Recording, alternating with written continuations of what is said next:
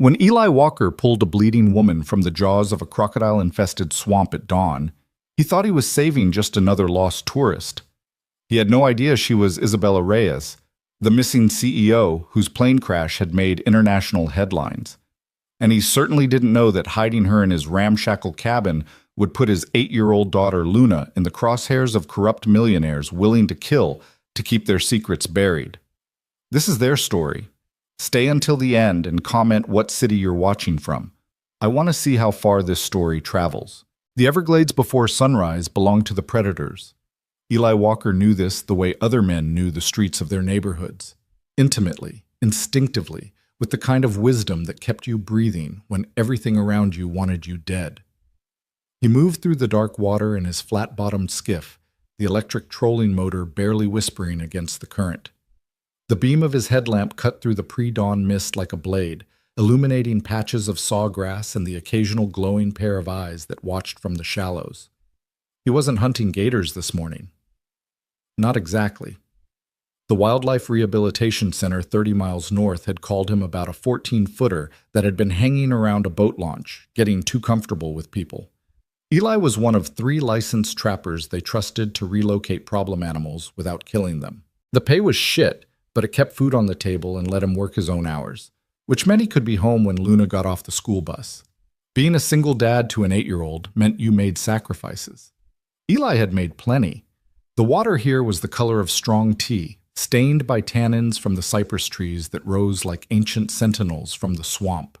Spanish moss hung from their branches in ghostly curtains. Somewhere in the darkness, a great blue heron announced the coming dawn with a harsh, prehistoric cry.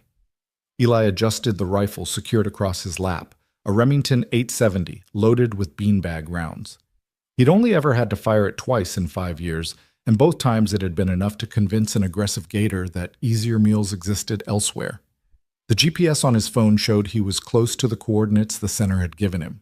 He killed the motor and let the skiff drift, listening. The swamp was never truly silent. There was always the symphony of frogs, the rustle of something moving through the underbrush, the distant splash of a fish breaking the surface. Eli had learned to hear the spaces between these sounds, the absences that told you when something was wrong. That's when he heard it. A sound that didn't belong.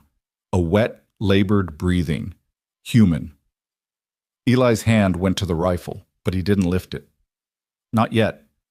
His heart rate kicked up, the old soldier's instinct, the one that had kept him alive in Kandahar and Helmand province, the one that had gotten sharper rather than duller in the 7 years since he'd left the Marines.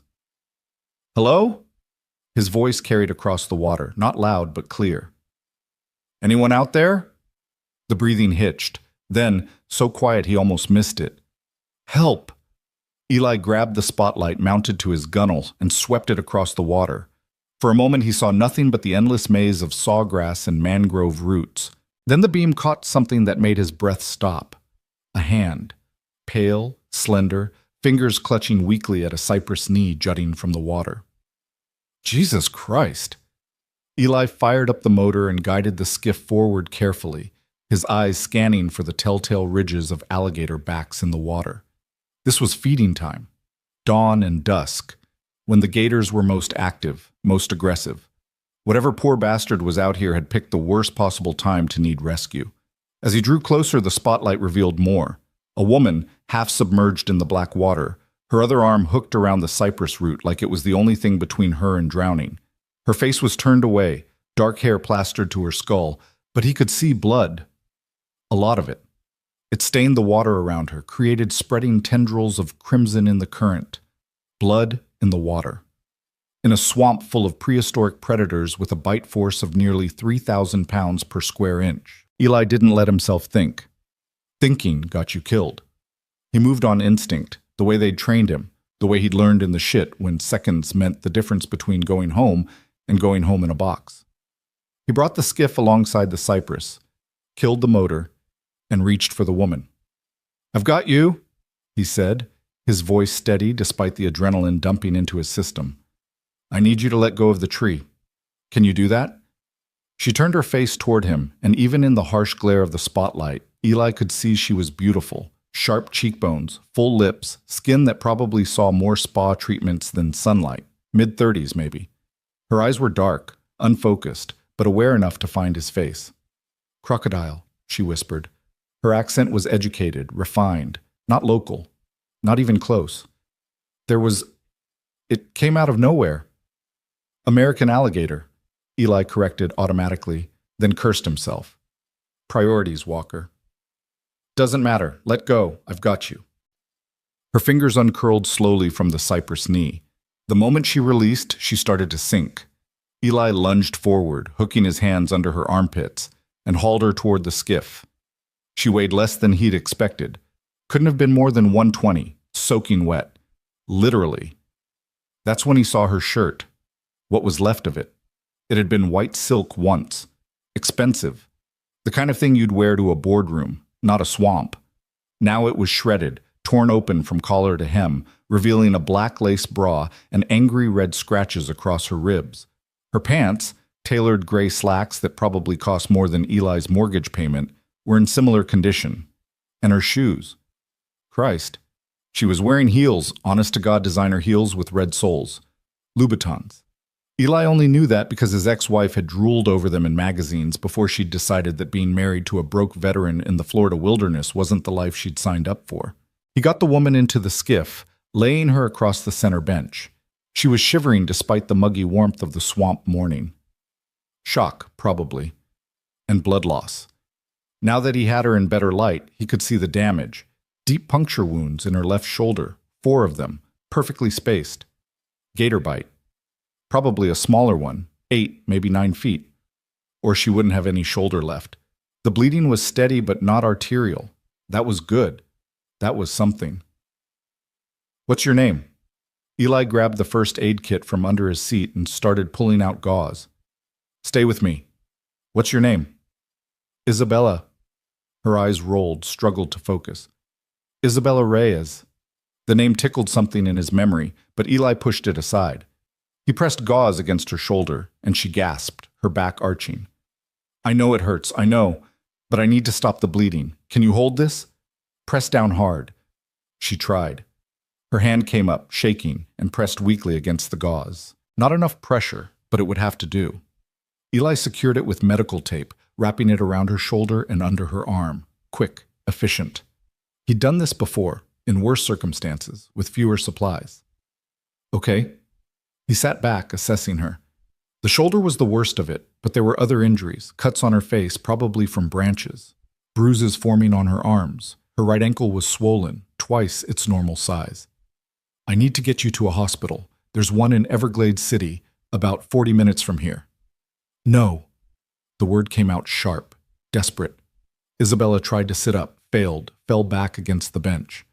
"No hospitals, no police." Eli stared at her. "Ma'am, you've been attacked by an alligator. You need proper medical attention." "Please." She grabbed his wrist with surprising strength, her dark eyes suddenly laser-focused on his face.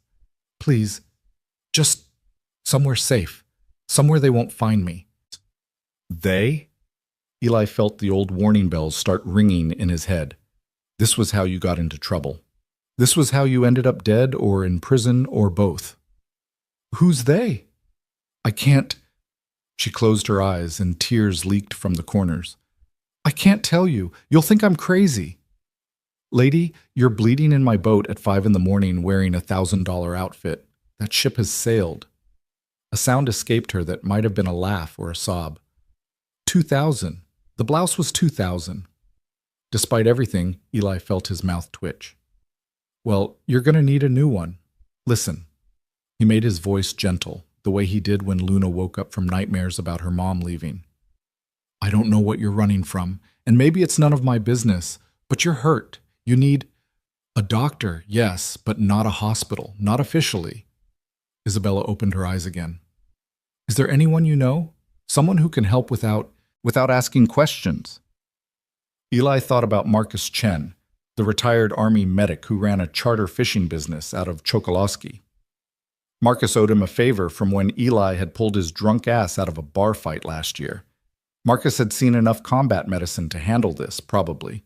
And Marcus, like Eli, understood that sometimes people needed help that didn't come with paperwork. Maybe, Eli said slowly, but I want answers, real ones, starting with why you're out here dressed like you're headed to Wall Street. Isabella's hand was still on his wrist. She squeezed once, then released. Get me somewhere safe. Then I'll tell you everything. It was a bad idea. Eli knew it was a bad idea. Every instinct he'd honed in 10 years of military service and 7 years of surviving in the Everglades told him to turn this boat around and drop her at the emergency room. Let her become someone else's problem. He had Luna to think about. Luna, who was sleeping peacefully in her narrow bed back at the cabin, who trusted him to keep her safe, who'd already lost enough without her dad getting tangled up in God knew what. But he looked at this woman, this Isabella Reyes with her designer clothes and her terror and her gator bite, and saw something he recognized. Desperation. The kind that made you do things that didn't make sense to anyone but you. The kind he'd worn on his own face the day he'd realized his marriage was over and he'd have to raise his daughter alone. Damn it, Eli muttered.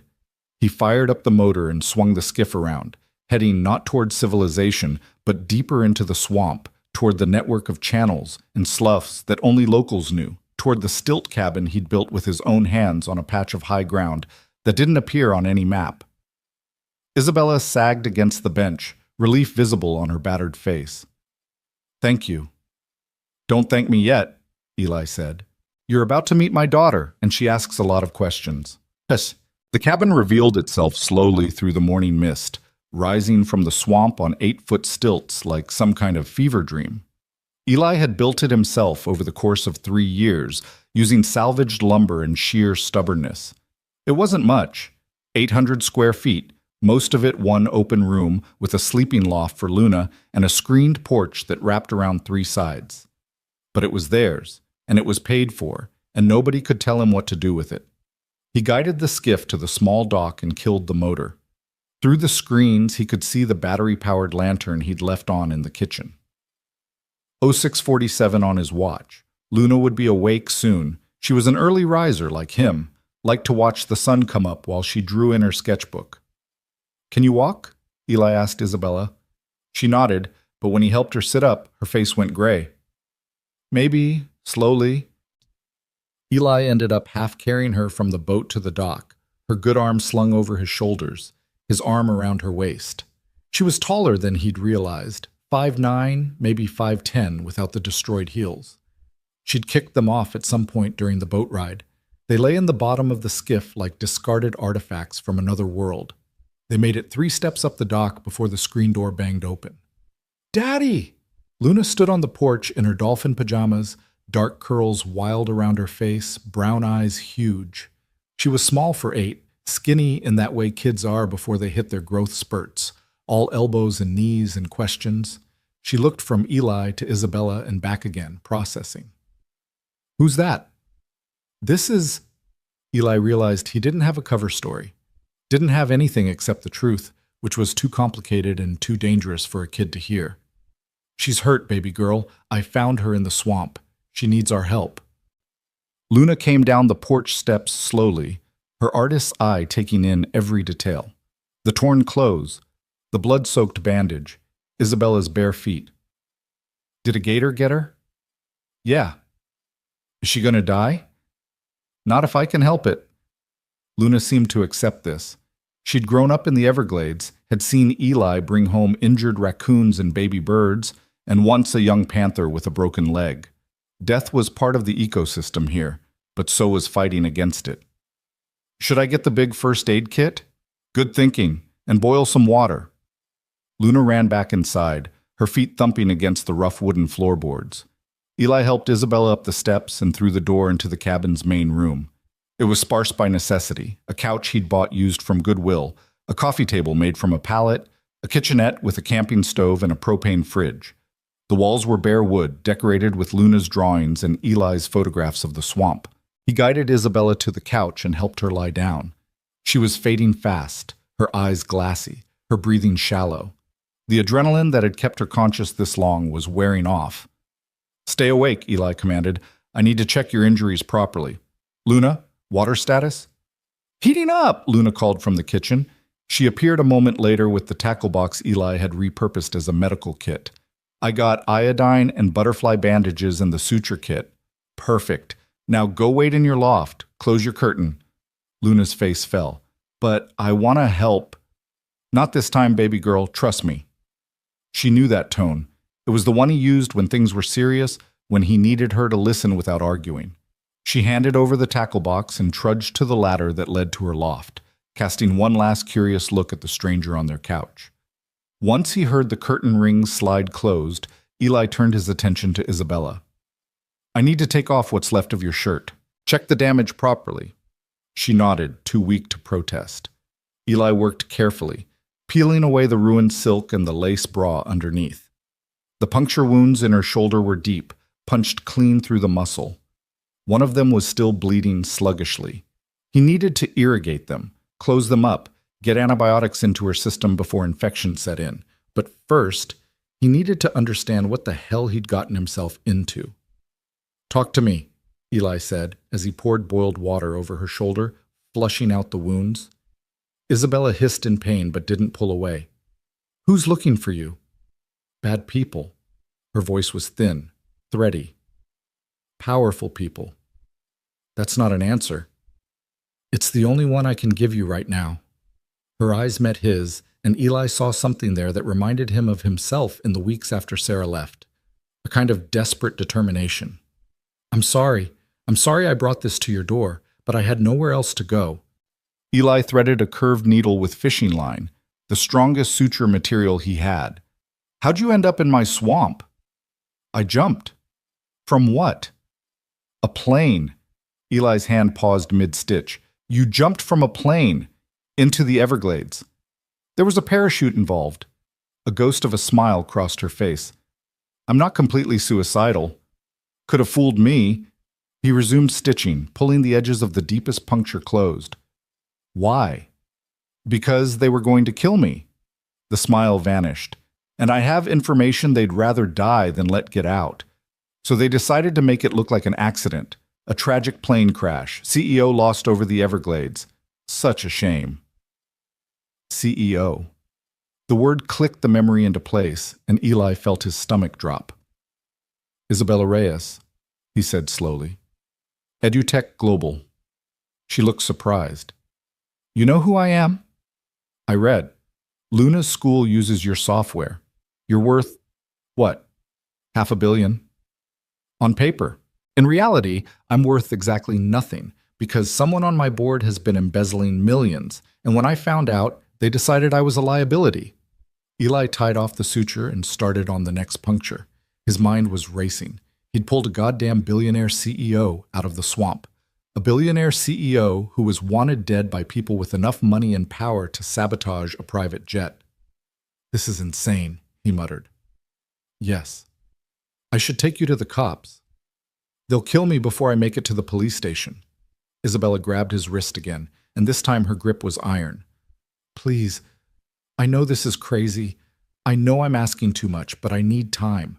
Time to figure out who I can trust. Time to get my evidence somewhere safe. Just a day or two. That's all I'm asking. A day or two.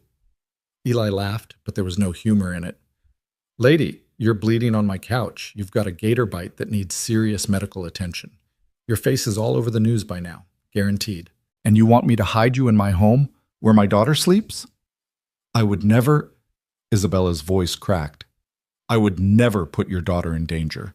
If I thought for a second that being here would hurt her, I'd walk back into that swamp right now. I swear it. Eli looked at her. Really looked. Past the designer labels and the beauty and the money. What he saw was a woman who was genuinely terrified. A woman who'd jumped from a plane and survived gators, and God knew what else because the alternative was worse. He'd been in situations like that, different circumstances, but the same calculation. When staying meant death and running meant maybe, possibly, surviving another day. Okay, he heard himself say. 48 hours. But you do exactly what I say, when I say it, and if I think for 1 second that you're putting Luna at risk, you're gone. Clear? Relief flooded Isabella's face. Clear. Thank you. Thank you so... Save it. Eli finished the last suture and bandaged her shoulder properly. And for the record, this is the dumbest thing I've done since I got out of the Marines. He stood and called up to the loft. Luna, you can come down now, but bring some of your clothes. Our guest needs something to wear. Luna's face appeared at the loft railing. My clothes won't fit her, she's too big. I know, but it's better than nothing. Moments later, Luna descended the ladder with an armful of t-shirts and shorts. She approached the couch slowly, staring at Isabella with unabashed curiosity. What's your name? Isabella? The woman managed a weak smile. What's yours? Luna Marie Walker. I'm 8 3/4. Did it hurt when the gator bit you? Luna, Eli warned. It's okay. Isabella's smile grew more genuine. Yes, it hurt. A lot. But your dad saved me. He's very brave. Luna considered this. He was in the war. That's where he learned to fix people. Are you going to stay here? Just for a little while. How come you were in the swamp wearing fancy clothes? Daddy says only tourists do that, and tourists are dumb. I didn't say dumb. I said unprepared. Same thing. Luna tilted her head, studying Isabella's face. You look like the lady from my school computer, the one who talks at the beginning of the math program. Eli and Isabella exchanged glances. The kid was too observant for her own good. I get that a lot, Isabella said carefully. I guess I just have one of those faces. Luna didn't look convinced, but she dropped it. Instead, she held out a t-shirt with a cartoon whale on it. You can wear this. It's my favorite, but Daddy says we share with people who need help. Something shifted in Isabella's expression.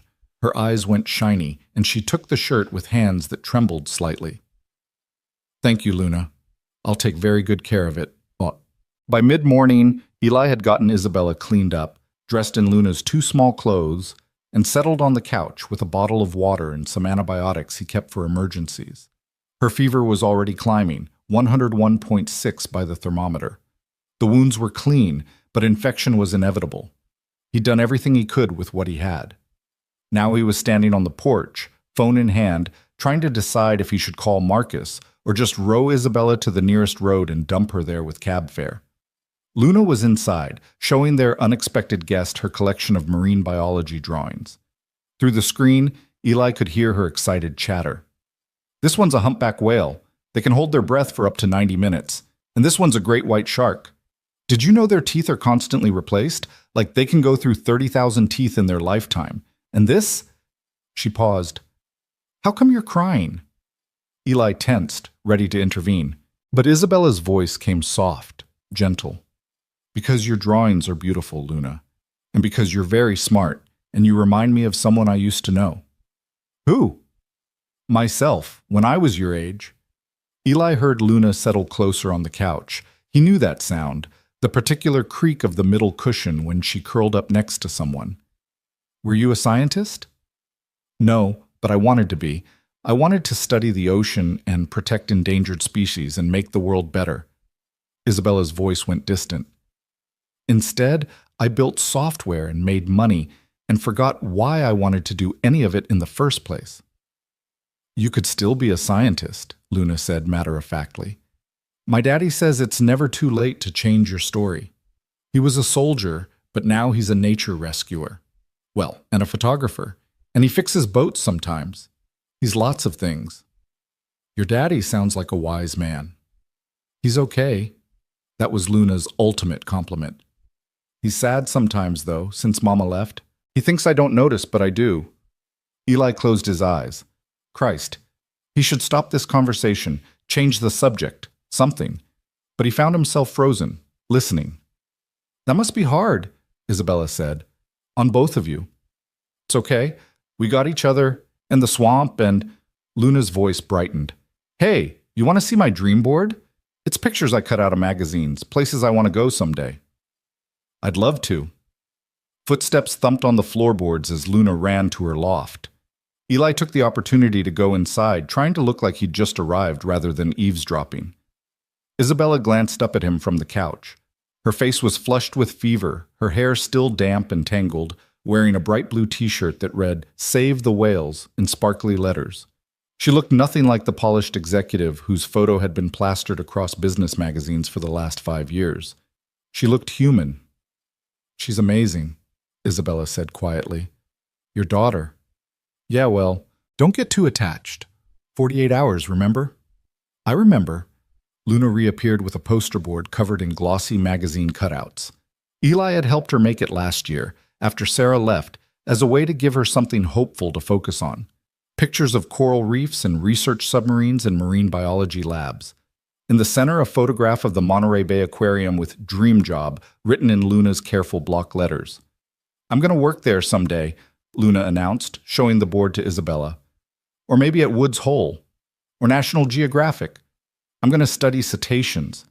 That's whales and dolphins, and I'm going to help save them from extinction. Isabella studied the board with genuine interest. These are incredible goals, Luna. Are you doing anything to work toward them? Luna's face fell slightly. I read library books, and Daddy lets me use the computer at the library on Saturdays, but they don't have the good programs, the ones that cost money. And my school's computer lab is old and most of the software doesn't work right. Isabella looked thoughtful. What if I told you there are free resources online that could help? Databases and virtual labs and… No. Eli's voice came out sharper than he intended. Both Luna and Isabella looked at him. He softened his tone. We're doing fine with what we have. Isabella held his gaze for a long moment. She understood what he wasn't saying. We don't take charity from rich people who blow into our lives and blow out again just as fast. We don't let Luna get her hopes up about things we can't provide ourselves. Of course, Isabella said finally. I apologize. I wasn't trying to… The sudden thunder of helicopter blades cut through her words. Eli's head snapped toward the window. Through the screens, he could see nothing but trees and sky, but the sound was unmistakable. Close, getting closer. Luna, loft, now! His daughter knew that voice too, the combat voice. She grabbed her dream board and scrambled up the ladder without question. Isabella was trying to sit up, her face pale. They found me. Maybe. Or maybe it's just the Coast Guard running a patrol. But Eli didn't believe that. The timing was too perfect. He moved to the window, staying back from the screens, and watched as a sleek black helicopter swept over the tree line. Not Coast Guard. Not Fish and Wildlife. This was private. Expensive. The helicopter circled once, low enough that Eli could see a man in the side door with binoculars. Then it banked and headed north, the roar of its engines fading into the distance. Eli waited, counted to 60, checked the sight lines from every window. They're looking for me, Isabella whispered. Oh, God, I'm so sorry. I've put you both in danger. They don't know you're here. Not yet. Eli was already moving, pulling the shades, checking his weapons. The shotgun was in the closet, his old service pistol in a locked box under his bed. He'd never thought he'd need them for anything but gators and snakes. But they will eventually. They'll check every structure in a 50-mile radius. Then I'll go, right now. Isabella tried to stand and immediately sat back down, swaying. I'll figure something out. In that condition, you wouldn't make it a mile. Better me than your daughter. Eli stopped, turned, looked at this woman who'd crashed into his life 12 hours ago and was already willing to walk back into the swamp to keep his kids safe. Nobody's going anywhere, he said. Not yet. But we need a plan, and you need to tell me everything, right now. No more vague bullshit about bad people and boards. I want names. I want details. I want to know exactly what kind of shitstorm I'm standing in the middle of. Isabella nodded slowly. From the loft, he could hear Luna's whisper-quiet voice asking, Daddy, are we in trouble? No, baby girl, Eli called back, his eyes never leaving Isabella's face. We're fine. Just stay up there and keep quiet, okay? Okay. Eli grabbed a chair and sat facing the couch, his posture rigid, his expression hard. This was the man who'd interrogated suspected Taliban in Kandahar, the one who could spot a lie from 50 yards in bad light. Talk, he said, and if I think you're lying to me, I'm putting you in my boat and dropping you at the nearest ranger station. We clear? Clear. Isabella took a shaky breath and began. EduTech Global started 12 years ago with a mission: democratize education through technology. We built software that helped underprivileged schools provide the same quality education as wealthy districts. It was working. We were changing lives. But success attracts attention. 2 years ago, my board pushed me to take the company public. I resisted, but they had the votes. We went public, and suddenly everything was about quarterly earnings and shareholder value. And money, Eli finished. Money, Isabella agreed. 6 months ago, I noticed irregularities in our scholarship fund accounts. Small things, a few thousand here and there. I thought it was clerical errors, but I couldn't let it go. I started digging, and what I found, her voice broke. They've stolen $47 million, Eli. $47 million that was supposed to go to kids from low-income families, to programs like the one Luna dreams about. And instead, my CFO and 3 board members have been funneling it into offshore accounts. Eli felt his jaw tighten. He'd grown up poor, knew what it was like to watch other kids get opportunities that were closed to you because your parents couldn't write a check. You have proof? On a waterproof flash drive, in the bag I was wearing when I jumped. Bank records, emails, board meeting recordings. Everything. Where's the bag now? Sank. About 2 miles west of where you found me. I tried to hold on to it, but the gator... She touched her bandaged shoulder. I had to choose. So the evidence is gone. Not gone. Just temporarily inaccessible. I marked the location on my GPS watch before I threw it. She held up her wrist. If I can get to a dive shop, get some equipment, you're not diving anywhere with those injuries. And even if you could, do you have any idea how big 2 miles is in the Everglades? How deep? How many gators would love to finish what their buddies started? I know it's a long shot, but it's all I have. They sat in silence for a moment. Outside, the swamp had resumed its normal soundtrack. Birds calling, insects buzzing, the occasional splash of something entering the water. As if helicopters hunting for missing CEOs were just another Tuesday. These board members, Eli said finally, they have that kind of reach? Private helicopters? The ability to sabotage a plane? Victor Hale does. Isabella's voice went cold. He's the one leading this.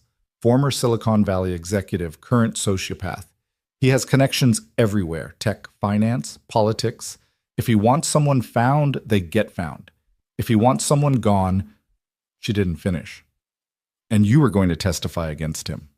I was going to bury him and everyone else involved. That's why I was flying to Miami. I had a meeting scheduled with the FBI's white-collar crime division. She laughed bitterly. Never made it. Eli rubbed his face. This was so far beyond his pay grade it wasn't even funny. He was a broke single dad who trapped gators for beer money. He had no business being involved in corporate fraud cases with 9-figure sums. But he thought about Luna, learning her multiplication tables on ancient school computers that barely worked. Thought about all the other kids like her, in other schools, other districts, who'd been promised help that never came because some rich assholes decided their yacht collections were more important. 47 million, he said. That's a lot of scholarships. 391 full-ride university scholarships, Isabella said quietly. I've done the math. 391 kids who won't get the chance to become marine biologists or doctors or engineers because of people like Victor Hale. People like Luna, Eli thought. She didn't say it, but he heard it anyway. He stood abruptly and walked to the window, looking out at the swamp that had been his refuge for 7 years. The place where he'd hidden from the world after the war, after Sarah, after everything had fallen apart. He told himself he was building a life here. But maybe he'd just been hiding. This is crazy, he muttered. I know. I should call the cops right now. I know. My daughter is 8 years old. I know. Isabella's voice was thick. I'm sorry. I'm so sorry I brought this here, but please understand. If they find me, they won't just kill me. They'll kill anyone who helped me, anyone who knows. That includes you. That includes Luna. Eli turned. Are you threatening my daughter? No, God, no, I'm telling you the truth. Victor Hale doesn't leave loose ends. If he finds out you helped me, your daughter becomes a witness. And witnesses... She stopped, but Eli could fill in the rest. Witnesses disappeared. Jesus Christ. He wanted to punch something, wanted to grab Isabella, throw her in his boat, and let her be someone else's problem. But she was right. The moment he'd pulled her from that water, the moment he'd brought her to his home, He'd become part of this. And now his daughter's safety depended on making sure these bastards never found out, which meant the only way forward was through. Okay, Eli said. New plan. You stay here, out of sight. I'll take Luna to school tomorrow like nothing's wrong. Then I'll figure out how to get your evidence without getting us all killed. You do that? Isabella looked stunned. Why? Because $47 million should go to kids who need it. Because bastards like your board member shouldn't get away with this shit. And because... He paused, surprised by his own honesty. Because my daughter deserves a world where people like you fight back, even when it's dangerous, even when it's crazy. Isabella's eyes filled with tears. Thank you. Don't thank me yet. We're probably all gonna die. From the loft, Luna's voice drifted down. Are you done talking about secret stuff? Because I'm hungry, and it's way past breakfast time. Despite everything, Eli felt himself smile.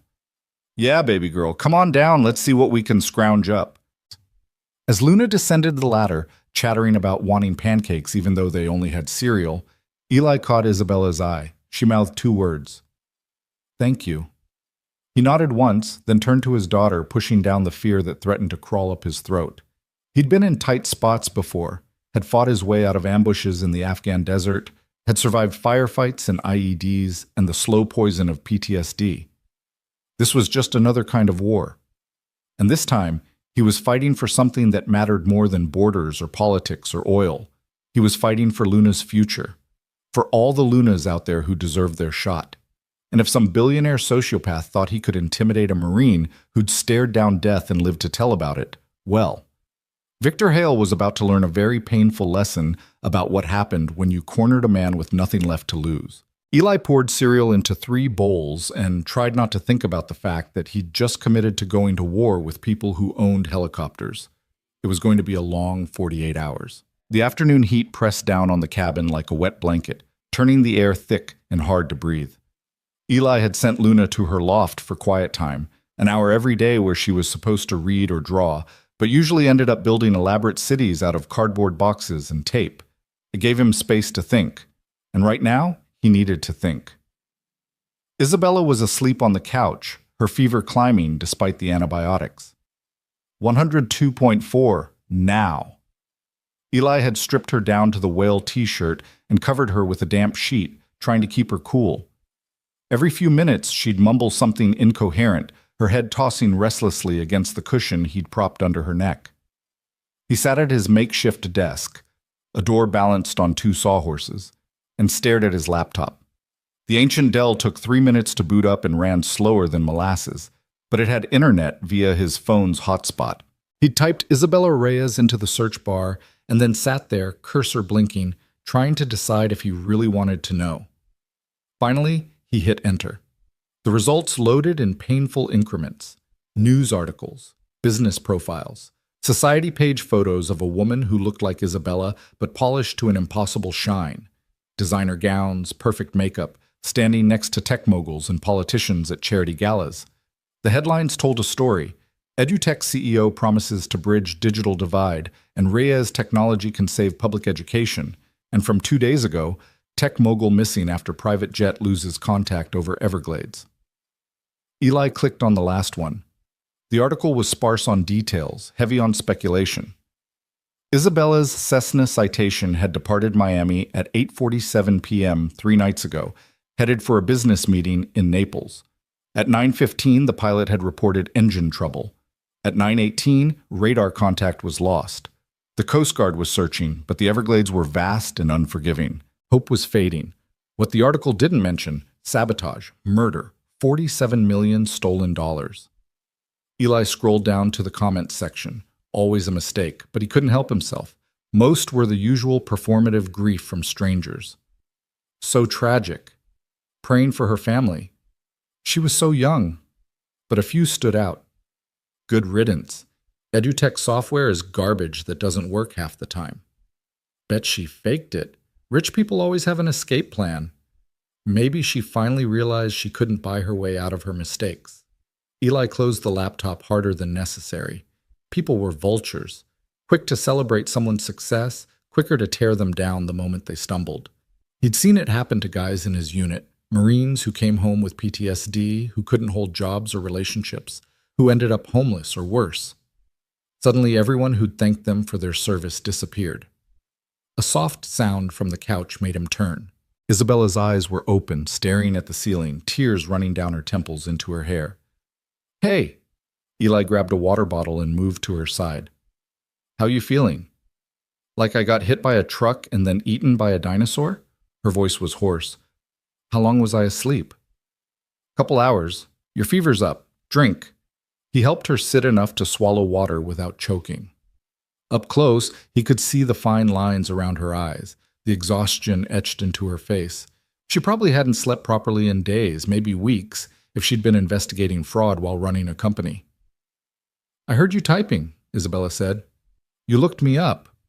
It wasn't a question. Eli set the water bottle down. "Had to know what I was dealing with." "And?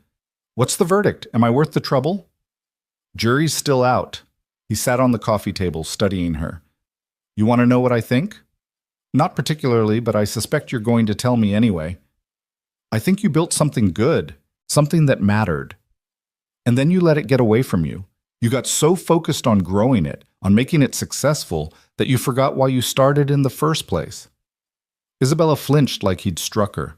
That's not fair." "Isn't it? You said yourself you forgot why you wanted to change the world. That's not an accident. That's a choice you made every day for however many years." "You don't know anything about the choices I've made." Her voice had gone sharp, defensive. "You don't know what it's like to build a company from nothing, to fight for funding, to prove yourself in rooms full of men who think you're just a pretty face who got lucky. I did what I had to do to survive." "And how'd that work out for you?" The words hung in the humid air between them. Isabella opened her mouth, closed it, looked away. When she spoke again, her voice was small. "Not well, apparently." Eli sighed. He hadn't meant to be cruel. But something about this woman brought out the part of him that had been a sergeant, the part that pushed Marines to be better than they thought they could be. "Look, I'm not saying you're a bad person, but you asked me yesterday why I'd help you. The truth? I'm not doing it for you. I'm doing it for the kids who got screwed over, and I'm doing it to keep my daughter safe. You just happen to be the vehicle for both those things." "That's fair." Isabella looked back at him, and something in her expression had shifted. Less defensive, more honest. "For what it's worth, you're right. I did lose my way. I told myself I was playing the long game, that I'd get back to the mission once the company was stable. But stable never came. There was always another quarter, another investor meeting, another acquisition to consider. And then I woke up one day and realized I was 42 years old, running a billion-dollar company, and I couldn't remember the last time I'd done something that actually mattered. So what changed? I got an email from a teacher in rural Kentucky. She thanked me for the software grants we'd provided her school, said one of her students, a girl named Destiny, had used our marine biology simulation to discover a passion for oceanography. Destiny's essay about protecting coral reefs had won a state competition. Full scholarship to UK. Isabella's voice cracked. The teacher attached a photo. This kid, maybe Luna's age, holding a trophy bigger than her torso, grinning like she'd won the lottery. And all I could think was, how many more Destinies are out there? And what would happen to them if we stopped caring? Eli felt something loosen in his chest. That's when you started digging into the finances. That's when I started digging and found out that people I trusted, people I'd worked with for years, were stealing futures. Not money, futures. Every dollar they took was a kid who wouldn't get to be Destiny. Must have pissed you off. Piss doesn't begin to cover it. Isabella tried to sit up straighter, winced, gave up. I was going to burn them all down. Very publicly, very painfully. But Victor's smarter than I gave him credit for. He figured out what I was doing, and he moved first. From the loft, Luna's voice floated down. "Daddy, can I come down yet? I finished my book." Eli checked his watch. 3:47. Close enough. "Yeah, baby girl, come on." Luna descended the ladder with a thick paperback tucked under her arm, something about dolphins, from the library. She looked at Isabella, then at Eli, her dark eyes worried. "Is she sicker?" "A little, but she's tough. She'll be okay." Luna crossed to the couch and, without asking permission, placed her small hand on Isabella's forehead. It was something she had seen Eli do 100 times when she was sick. "You're really hot." "Thank you." Isabella managed a weak smile. "I mean, you have a fever, not that you're—" Luna's face went red. "Never mind. Do you want me to read to you? Daddy says stories help when you don't feel good." Something in Isabella's expression crumbled. "I'd like that very much." Luna settled cross-legged on the floor next to the couch and opened her book. She began reading in her careful, measured voice, still tripping over some of the bigger words, but confident nonetheless. It was a chapter about dolphin communication, their complex whistles and clicks, the theory that they might have something like names for each other. Eli watched from the kitchen while he heated up canned soup. Two people who shouldn't exist in the same world, somehow finding connection over marine mammals and fever dreams. Luna was explaining the difference between echolocation and sonar when Isabella's hand moved almost unconsciously to rest on the girl's curly head. The gesture was so natural, so maternal, that Eli felt an unexpected twist of emotion. Sarah had left when Luna was 5. Since then, his daughter had navigated the world without a mother's touch, without those small moments of physical comfort that women seem to offer more freely than men. Eli did his best, hugs and hairbrushing and tucking in at night, but he knew it wasn't the same. "Soup's ready," he called, more to break the moment than anything. They ate together at the small table, Eli and Luna in the 2 actual chairs, Isabella propped up on the couch with a bowl balanced on her lap. The soup was Campbell's chicken noodle, probably past its best-by date, but nobody complained. For a few minutes they ate in companionable silence. Then Luna asked, "Are you going to stay here forever?" Isabella set down her spoon carefully. "No, sweetheart, just a few days, until I'm feeling better." "Good. I like having you here, but Daddy says we can't feed 3 people on what we got." "Luna!" Eli's voice carried a warning. "What?" "You said that this morning when you were counting the soup cans. You said—" "I know what I said. Eat your dinner." Isabella was looking at him with an expression he couldn't quite read. Pity? Understanding? If you'd let me, I could have money transferred. Enough to cover groceries, utilities. No. The word came out flat, final. "Eli, please, I'm not trying to insult you. I'm trying to help." "We don't need help." He stood abruptly, grabbed his empty bowl, carried it to the sink with more force than necessary. "We're doing fine." "Daddy gets mad when people try to give us stuff," Luna explained to Isabella in a stage whisper. "Miss Chen wanted to give me her daughter's old laptop when she went to college, and Daddy said no, even though my birthday's not till December and I really wanted it." "That was different," Eli said through gritted teeth. "How?" "Because—" He stopped. "Because it was charity. Because accepting handouts meant admitting he couldn't provide for his own kid. Because his pride was the only thing he had left some days, and he'd be damned if he'd trade it for a used laptop or grocery money from a billionaire hiding on his couch. But he couldn't say any of that to his 8-year-old daughter, who just wanted a computer for her birthday and didn't understand why her father's stubbornness mattered more than her happiness. "Just eat," he muttered. The rest of dinner passed in awkward silence.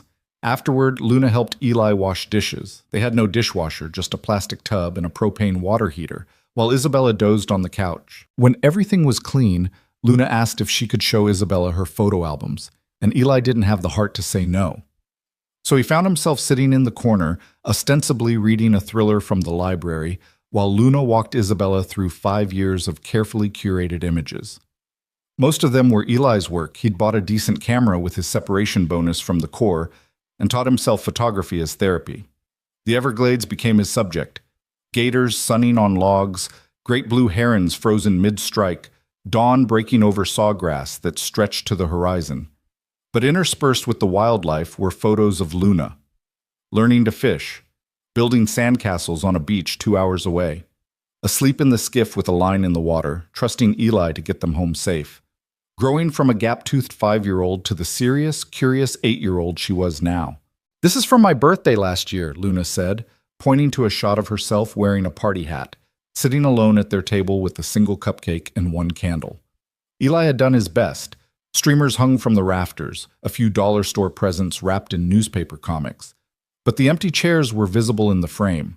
No friends, no family, just the two of them. Isabella studied the photo for a long moment. Looks like a good party. It was okay. I wished Mama could come, but Daddy says she's got her own life now in Orlando, and we gotta respect that. Luna, Eli started. It's true. You said. Luna looked at him, her eyes older than any 8-year-old should be. You said Mama needed to find her happy, and that's not a bad thing. It's just sad for us sometimes. Christ, when had his daughter become so emotionally articulate? Eli cleared his throat. Yeah, well, we do all right, just us two. We do better than all right, Luna corrected. We do good. Right, Miss Isabella? Isabella was still looking at the birthday photo. When she finally spoke, her voice was thick. You do very good. Your dad? He loves you very much. You can see it in every picture. Luna beamed. Then, with the lightning-fast subject changes only children could manage. Want to see my dream board again? I thought of more stuff I want to add. Always, Isabella said. While Luna ran to get the poster board, Eli moved to sit on the arm of the couch. You don't have to do this. Pretend to care about her kid's stuff. Isabella looked up at him, and he was surprised by the fierceness in her eyes. I'm not pretending. She's remarkable. Smart and kind and curious about the world. Do you have any idea how rare that is? She's just a kid. She's not just anything. She's going to do amazing things someday. If she gets the chance. The weight of those last 5 words settled between them. If she gets the chance. The unspoken truth. Kids like Luna, growing up poor in rural nowhere, didn't always get chances. They got obstacles. Underfunded schools and outdated equipment and people telling them to be realistic, to aim lower, to accept less. Luna returned with her board and immediately launched into detailed explanations of each cutout, each dream. Isabella listened like it was the most important presentation she'd ever heard, asking questions, making suggestions. She mentioned a free online course from MIT about marine ecosystems, a virtual mentorship program connecting students with working scientists, a scholarship database specifically for low-income students interested in STEM. Eli watched his daughter's face light up with each new possibility, watched her pull out the battered notebook where she kept lists and start writing frantically, her pencil flying across the page. And he felt something he hadn't let himself feel in a long time. Hope. It was dangerous, that feeling. Hope meant expectations. Expectations meant disappointment. He'd learned that the hard way, watching his marriage crumble, watching Sarah pack her bags and tell him she loved him but couldn't do this anymore. This being poverty and isolation and a husband who woke up screaming from nightmares 3 times a week. But Luna was writing, and Isabella was talking, and for just this moment, Eli let himself imagine a world where his daughter got to be destiny, where she got her scholarship and her research position and her chance to save the goddamn whales. The moment shattered when Isabella suddenly jerked upright, her face going pale. What? Eli was on his feet instantly. What's wrong? The helicopter. What time did it fly over? Around noon. Why? What direction was it heading when it left? Eli thought back, visualizing. North-northeast, maybe 15 degrees off true north. Isabella's hands were shaking. That's the direction of the main channel, the route most people take to get into the backcountry from Everglades City. So if they were searching from south to north methodically, they'd have started at the crash site and worked up. Which means, she grabbed his wrist, which means they'll circle back, probably tomorrow, and next time they'll have better equipment, thermal imaging maybe, ground teams. Luna had stopped writing. Are the bad people coming here? Eli wanted to lie, tell her everything was fine, that she was safe, that nothing could hurt her in their little cabin in the swamp. But he'd made a promise to himself after Sarah left, no more lies. Luna deserved truth, even when it was scary. Maybe, he said. So we're going to be extra careful. And if I tell you to hide, you hide. No questions. Understand? Luna nodded, her face serious. Like the tornado drills at school. Exactly like that. Isabella stood, swayed, caught herself on the couch arm. I need to leave. Tonight. before I bring them down on you. You can barely stand, Eli pointed out. How exactly are you planning to leave? I'll figure it out. Wade back into the swamp, head for the coast, where you'll either get eaten by a gator, die from infection, or get picked up by the first person who sees a woman stumbling through the Everglades in a whale t-shirt. Brilliant plan. Better than staying here and getting your daughter killed. Nobody's getting killed, Eli said, with more confidence than he felt. But you're right about one thing. If they're coming back, we need to be ready, which means I need information. Everything you can tell me about Victor Hale and his operation, resources, connections, how he thinks. I need to know my enemy. Isabella sank back onto the couch. Luna had crept closer, her notebook forgotten, watching the adults with wide eyes. Victor Hale, Isabella began slowly, is what happens when you give a narcissist infinite money and no consequences. He made his first fortune in the 90s with a software company that did nothing innovative but had great PR. Sold it for $300 million right before the dot-com bubble burst. Since then, he's been playing venture capitalist, acquiring board seats, building influence. What's his connection to EduTech? He was an early investor, put in $20 million when we were just starting out. In exchange, I gave him a board seat. Biggest mistake of my life. Isabella rubbed her face. At first he was helpful, opened doors, made introductions, but the last few years he's been pushing hard to monetize the platform. Wanted to sell user data, insert ads, charge subscription fees, everything I built the company to avoid. But you're the CEO. Can't you just overrule him? Not without board support, and Victor's been very careful about who else gets seats. 3 of the 7 board members are his people. 2 others are neutral. That leaves me and one ally, Marcus Kim, who founded a nonprofit focused on educational equity. She paused. Or I should say that left me and Marcus. Because as of 3 days ago, Marcus is dead. The words dropped into the room like stones into still water. Luna gasped. Eli felt his jaw tighten. Dead how? He asked quietly. Heart attack, officially, collapsed at his gym, died before the ambulance arrived. He was 51, marathon runner, no history of cardiac issues. Isabella's voice had gone flat. The autopsy said natural causes. I said bullshit. You think Hale killed him? I know he did. Marcus was the only person who believed me about the embezzlement. He was helping me compile evidence, agreed to testify if I went to the authorities. 2 days later, he's dead. 1 day after that, my plane goes down. She looked at Eli. You see the pattern? He did. Eliminate allies, isolate the target, strike when they're alone. It was basic tactical thinking, and it was working. So who's your ally now? Eli asked. Who else knows about this? No one. That's the problem. I don't know who I can trust. Victor has people everywhere, in my company, in tech circles, probably in law enforcement. That's why I can't go to the police, why I can't use my real identity. The moment I surface, I'm a target again. What about the FBI meeting you mentioned, the white-collar crime unit? My contact there is Special Agent Sarah Chen, but without evidence, without the flash drive, I'm just another paranoid executive with conspiracy theories. She was already skeptical, told me to bring proof or don't bother coming. Eli paced the small cabin, his mind working through scenarios, possibilities. This was above his pay grade, way above. But he'd been in situations before where the mission changed, where you had to adapt or die. And right now, keeping Luna safe meant figuring out how to neutralize a threat that had money, power, and a willingness to kill. The flash drive, he said. You're absolutely certain about the location? Within 100 yards. I was wearing a GPS watch when I jumped. Marked the coordinates as a waypoint before I threw it. Why'd you throw it? The gator was coming. I needed both hands free. Thought, she laughed bitterly. Thought I could come back for it later. Didn't count on losing consciousness and washing up half dead 2 miles from where I went in. Eli stopped pacing, looked at her. If I could get that flash drive, would it be enough? Enough to take to the FBI to make them act fast?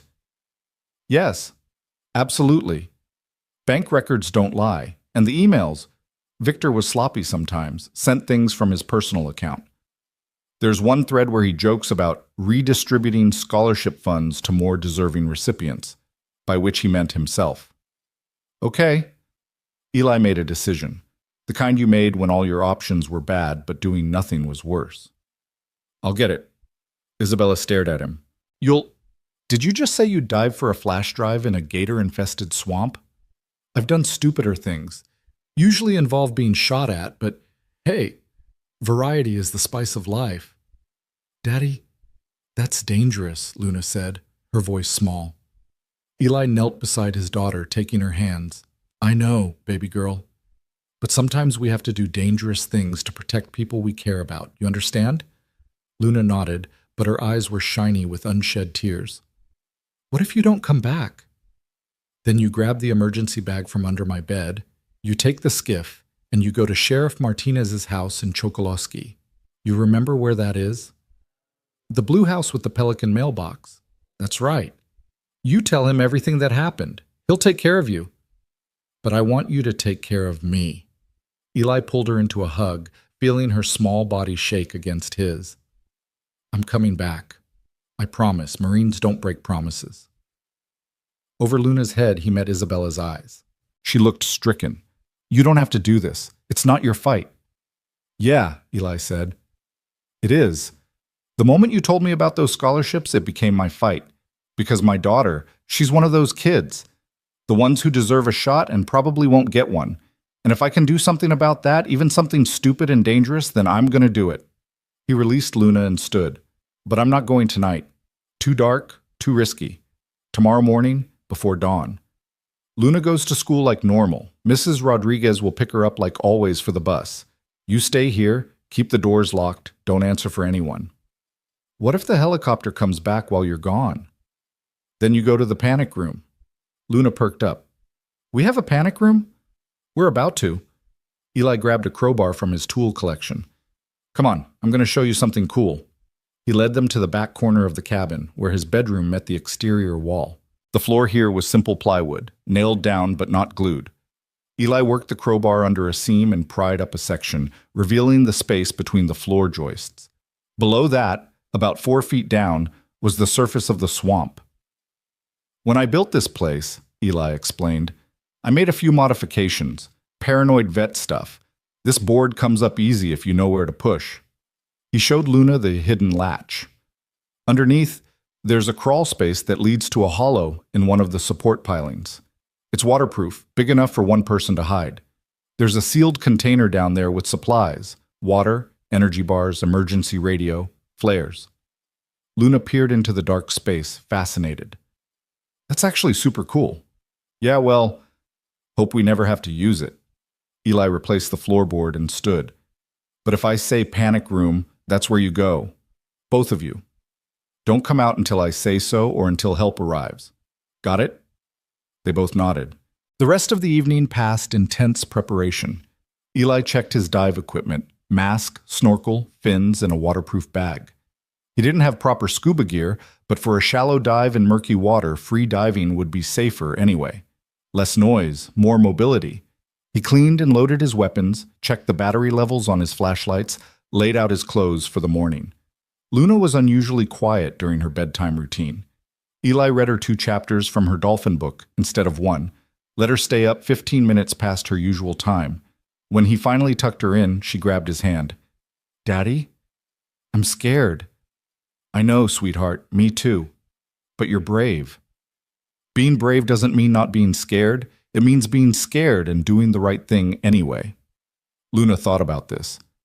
Is Miss Isabella doing the right thing? Running away and hiding? Sometimes running away is the right thing. Sometimes you have to retreat to fight another day. The trick is knowing when to run and when to stand. Are you going to stand? Eli kissed her forehead.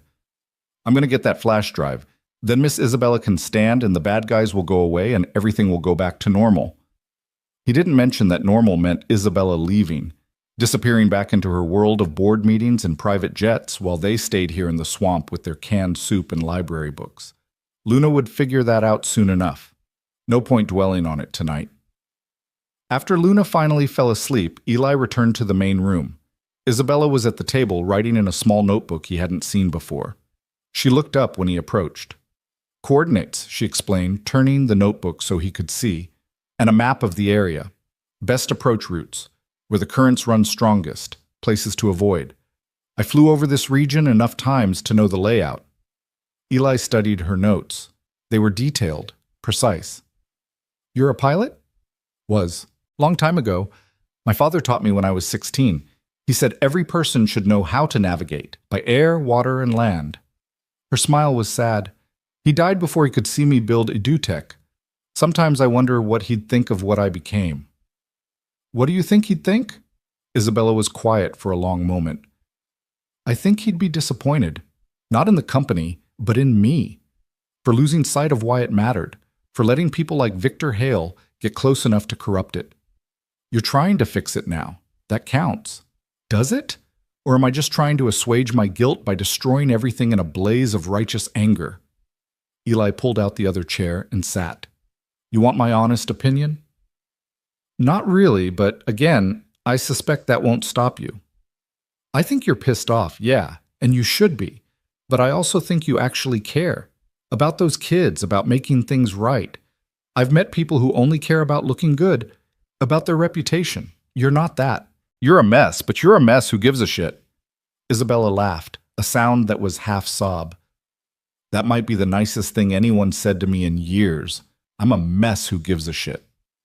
It's a solid epitaph. God, I hope not. I have a lot I still need to fix. She closed the notebook. Eli, if something goes wrong tomorrow, if you can't find the drive, or if you run into trouble, I need you to promise me something. Don't. Promise me you'll take Luna and run. Don't try to protect me. Don't try to be a hero. Just get your daughter somewhere safe. I'm not promising that. Eli, no. He stood abruptly.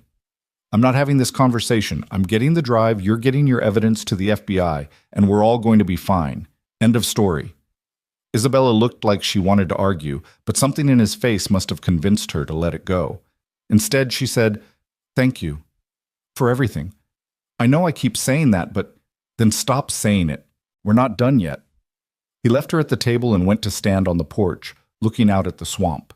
The moon was up now, nearly full, turning the water silver. Somewhere in the darkness, an alligator bellowed, a deep primal sound that carried for miles. Other gators answered, a prehistoric chorus that had echoed through these wetlands for millions of years before humans showed up to complicate things. Eli heard the screen door open behind him. Isabella joined him at the railing, keeping a respectful distance. It's beautiful, she said softly. I'd forgotten how beautiful the world can be when you stop long enough to look. Yeah, well, the Everglades grow on you, or eat you, one of the two. They stood in silence for a while, listening to the night sounds. Finally, Isabella spoke again. Luna told me, when you were checking your equipment, she told me you have nightmares sometimes. From the war. Eli's jaw tightened. She talks too much. She's worried about you. Said you wake up yelling and she has to come down and remind you where you are. It's handled. Is it? He turned to face her, anger flaring. You've been here one day. You don't get to psychoanalyze me. I'm not trying to... Isabella stopped, started over. I just meant, I understand. What it's like to carry things, to pretend you're fine when you're falling apart. This isn't the same. Isn't it? You think I don't have my own demons? My own moments where I wake up and can't remember how I got here? What choices led me to this point? Her voice cracked. I jumped out of a plane, Eli. Jumped. Because staying in it meant dying, but jumping meant maybe living. Do you have any idea how terrifying that was? How surreal? Eli felt his anger drain away. Yeah, he said quietly. I do. They looked at each other in the moonlight. Two people carrying weight they'd never asked for, never wanted, but somehow had to bear anyway. I'm sorry, Isabella said, about your nightmares. About everything you've been through. I'm sorry some asshole tried to kill you. We're quite a pair, aren't we? Disaster recognizes disaster. Isabella laughed, the sound genuine this time. Then, impulsively, she reached out and squeezed his hand. Just once, briefly, before letting go. Get some sleep. You've got a dive to survive tomorrow. Inspiring pep talk. I try. She went inside, leaving Eli alone with the swamp and his thoughts. He stayed there until his legs started to cramp, until the moon moved past the tree line and the temperature dropped to something almost comfortable. Tomorrow, he'd dive into dark water full of predators and search for a piece of technology that might or might not still be there. He'd do it without backup, without training for this specific kind of insanity. And he'd do it because $47 million should go to kids like Luna, and because sometimes you didn't get to choose your battles. They chose you. Eli went inside, locked the doors, checked on Luna one more time. She was sprawled across her bed, blanket kicked off, looking peaceful in a way he hoped she'd stay. Then he lay down on the floor beside the couch where Isabella slept. Someone needed to keep watch, and closed his eyes. He didn't expect to sleep, but exhaustion dragged him under anyway, pulling him into dreams of dark water and distant helicopter sounds, and his daughter's voice calling for him through the swamp. He woke before dawn to the sound of his own racing heart and Isabella's hand on his shoulder, shaking him gently. "You were dreaming," she whispered. "It's okay. You're home. You're safe." Eli looked up at her, this woman who shouldn't be here, who'd crashed into their lives and turned everything sideways. In the pre-dawn gloom, she looked almost ghostly, her dark hair a tangle around her face, her eyes shadowed with worry and fever. "It's time," he said. Isabella nodded. "It's time." And somewhere in the darkness, a helicopter started its engine and began its hunt. The water was the color of old coffee. Visibility maybe 3 feet on a good day. Today wasn't a good day. Eli floated face down in the shallows, breathing through his snorkel, letting his eyes adjust to the murky underwater world. Schools of mosquito fish darted away from his presence. A soft-shell turtle watched him from a submerged log with ancient, unblinking eyes. He'd left the cabin an hour before sunrise, while Luna was still asleep and Isabella kept watch from the porch. The coordinates from her GPS watch had led him here, to a stretch of open water hemmed in by mangroves, about 6 miles from where he'd found her. The bottom was maybe 12 feet down, give or take. Shallow enough for free diving, deep enough to be dangerous if something went wrong. Eli had done search and recovery dives before, back when he was with Force Recon. But that was in clear Caribbean water with proper equipment and a dive buddy. This was different. This was solo work in conditions that would make a professional diver turn around and bill you for the consultation anyway. He took 3 deep breaths, hyperventilating to saturate his blood with oxygen, then duck dove and kicked hard for the bottom. The pressure built in his ears. He equalized, kept descending. The light from above turned green, then brown, then almost black. His hand touched mud and decomposing vegetation. He'd reached the bottom. The flash drive could be anywhere in a 100-yard radius. Isabella had marked where she'd thrown her GPS watch, but current and time meant the actual evidence could have drifted. Eli began a grid search, running his hands through the muck, feeling for anything that didn't belong. Sticks, rocks, a rusty beer can that had probably been down here since the 70s, but no waterproof bag. His lungs started to burn. He surfaced, gasped air, went down again. This pattern repeated for the next 40 minutes. Dive, search, surface, breathe. Dive, search, surface, breathe. Each time he came up empty. Each time the sun climbed higher and his window of safety got smaller.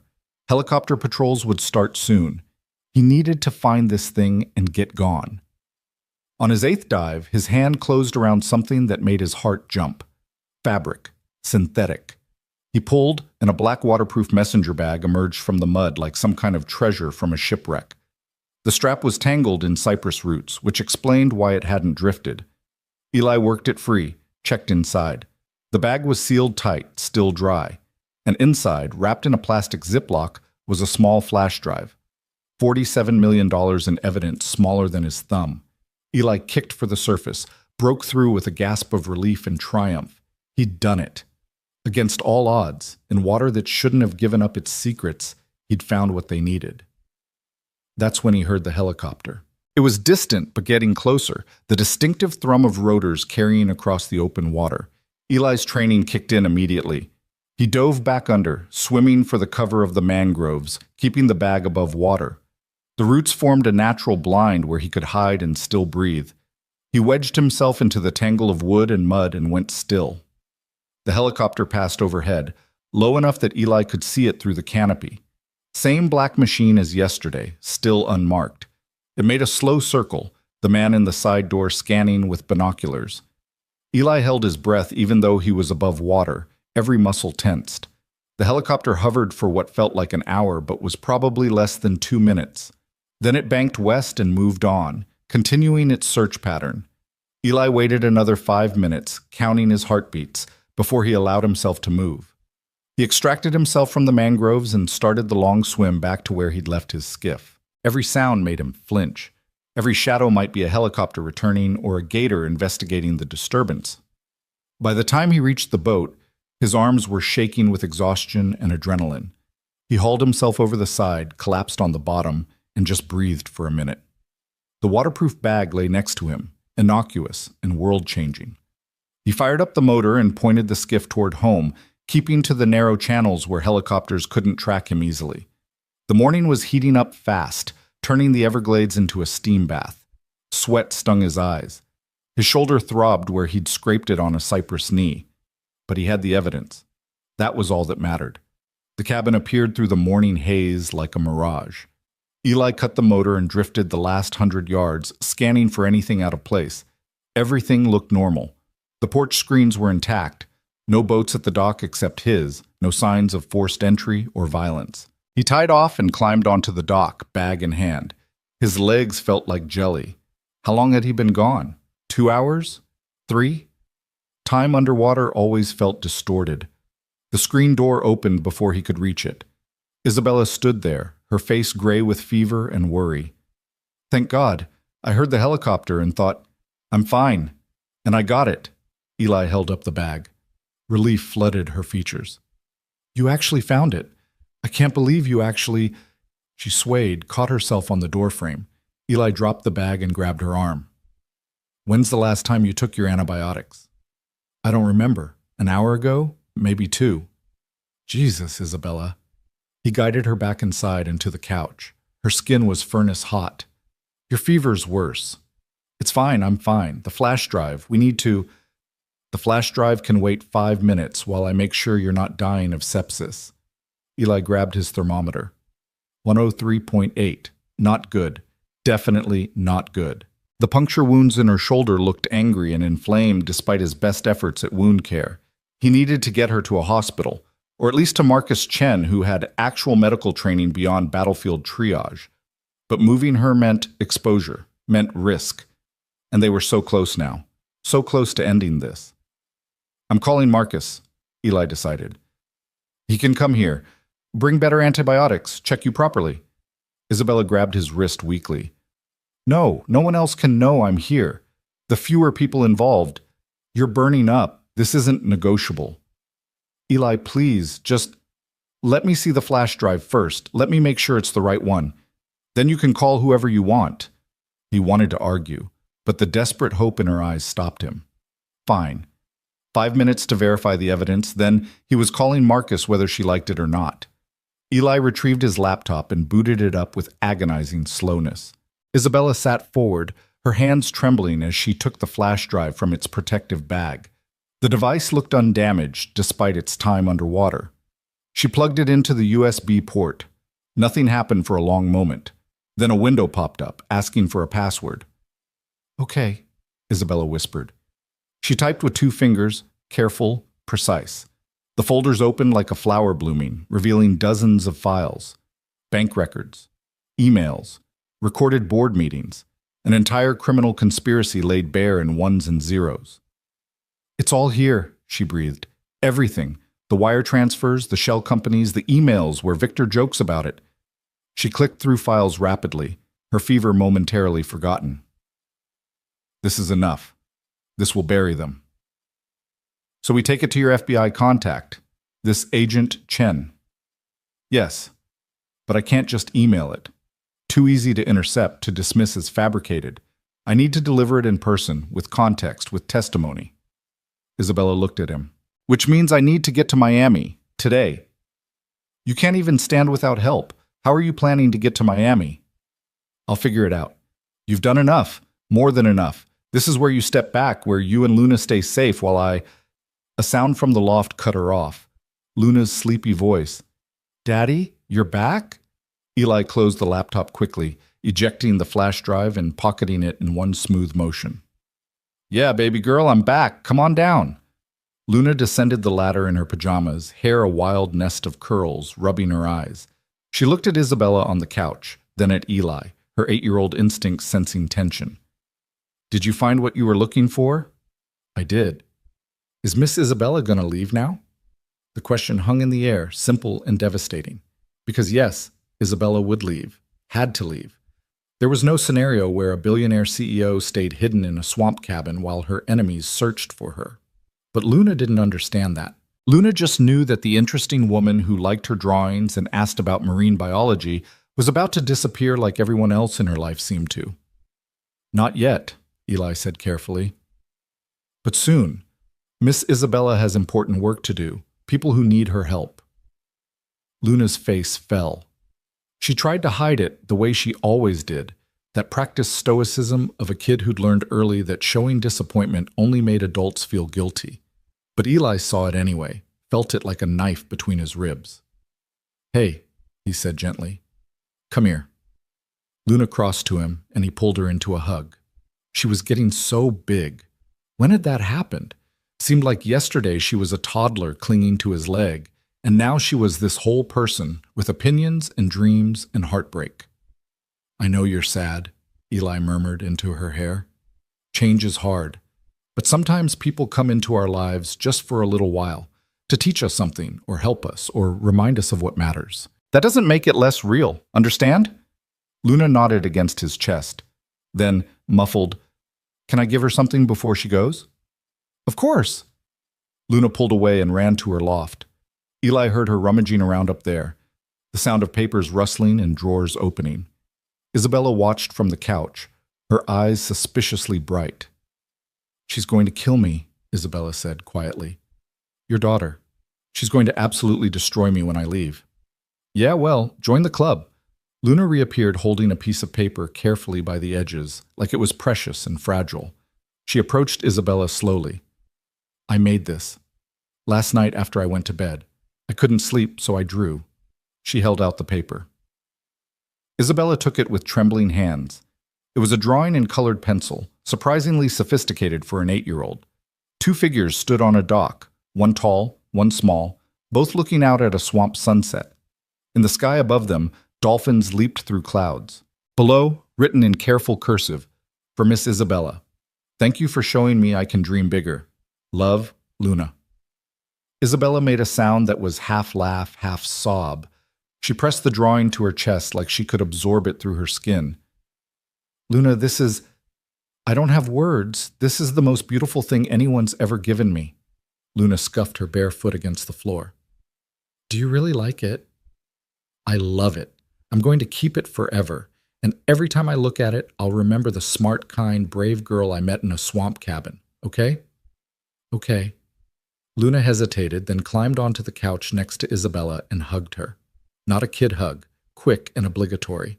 A real hug, fierce and desperate, the kind that said, please don't leave and please be okay and please remember me.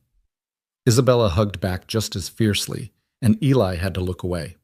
Had to find something else to focus on because watching his daughter bond with someone who was about to vanish was too much. He'd failed Luna in so many ways already. Failed to keep her mother around. Failed to provide the life she deserved. And now he was failing to protect her from this hurt too. He busied himself making breakfast. Powdered eggs and canned fruit. The breakfast of champions. By the time it was ready, Luna had released Isabella and was chattering about the homework she needed to finish before school. Mrs. Rodriguez would be picking her up at 7:45 for the bus. Normal Tuesday routine. As if nothing weird was happening at all. They ate together at the small table, maintaining the fiction of normalcy. Isabella pushed food around her plate without eating much. Her fever was making her nauseous, Eli guessed.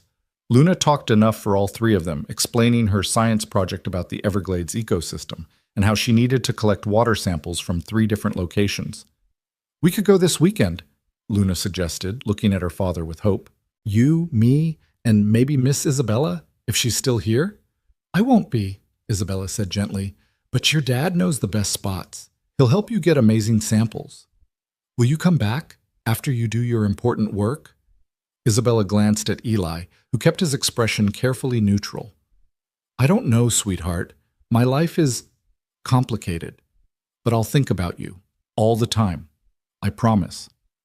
It was the best answer she could give, and Luna seemed to accept it. The kid was resilient in ways that broke Eli's heart, too used to people leaving, too practiced at not asking for more than she could have. At 7:40, they heard the rumble of Mrs. Rodriguez's ancient pickup truck coming down the access road. Luna grabbed her backpack, gave Isabella another quick hug, then kissed Eli's cheek. "Be careful today, Daddy," she whispered. "Always am. Love you, baby girl." "Love you too." She ran out the door, screen banging behind her, and disappeared into Mrs. Rodriguez's truck. Eli watched until the red taillights faded into the tree line. Then he turned to Isabella. "Okay, no more stalling. I'm calling Marcus." "Eli, don't. You're sick. You need real medical care. Marcus is discreet, he's skilled, and he owes me. He'll come, he'll help, and he won't ask questions." Isabella looked like she wanted to argue, but her body chose that moment to betray her. She swayed, her eyes rolling back, and slumped sideways on the couch. "Shit!" Eli was at her side in 2 strides, checking her pulse. Thready and fast. Her fever had to be pushing 104 now, maybe higher. He grabbed his phone and dialed Marcus's number. It rang 4 times before a groggy voice answered. "This better be good, Walker. It's barely 8 in the morning.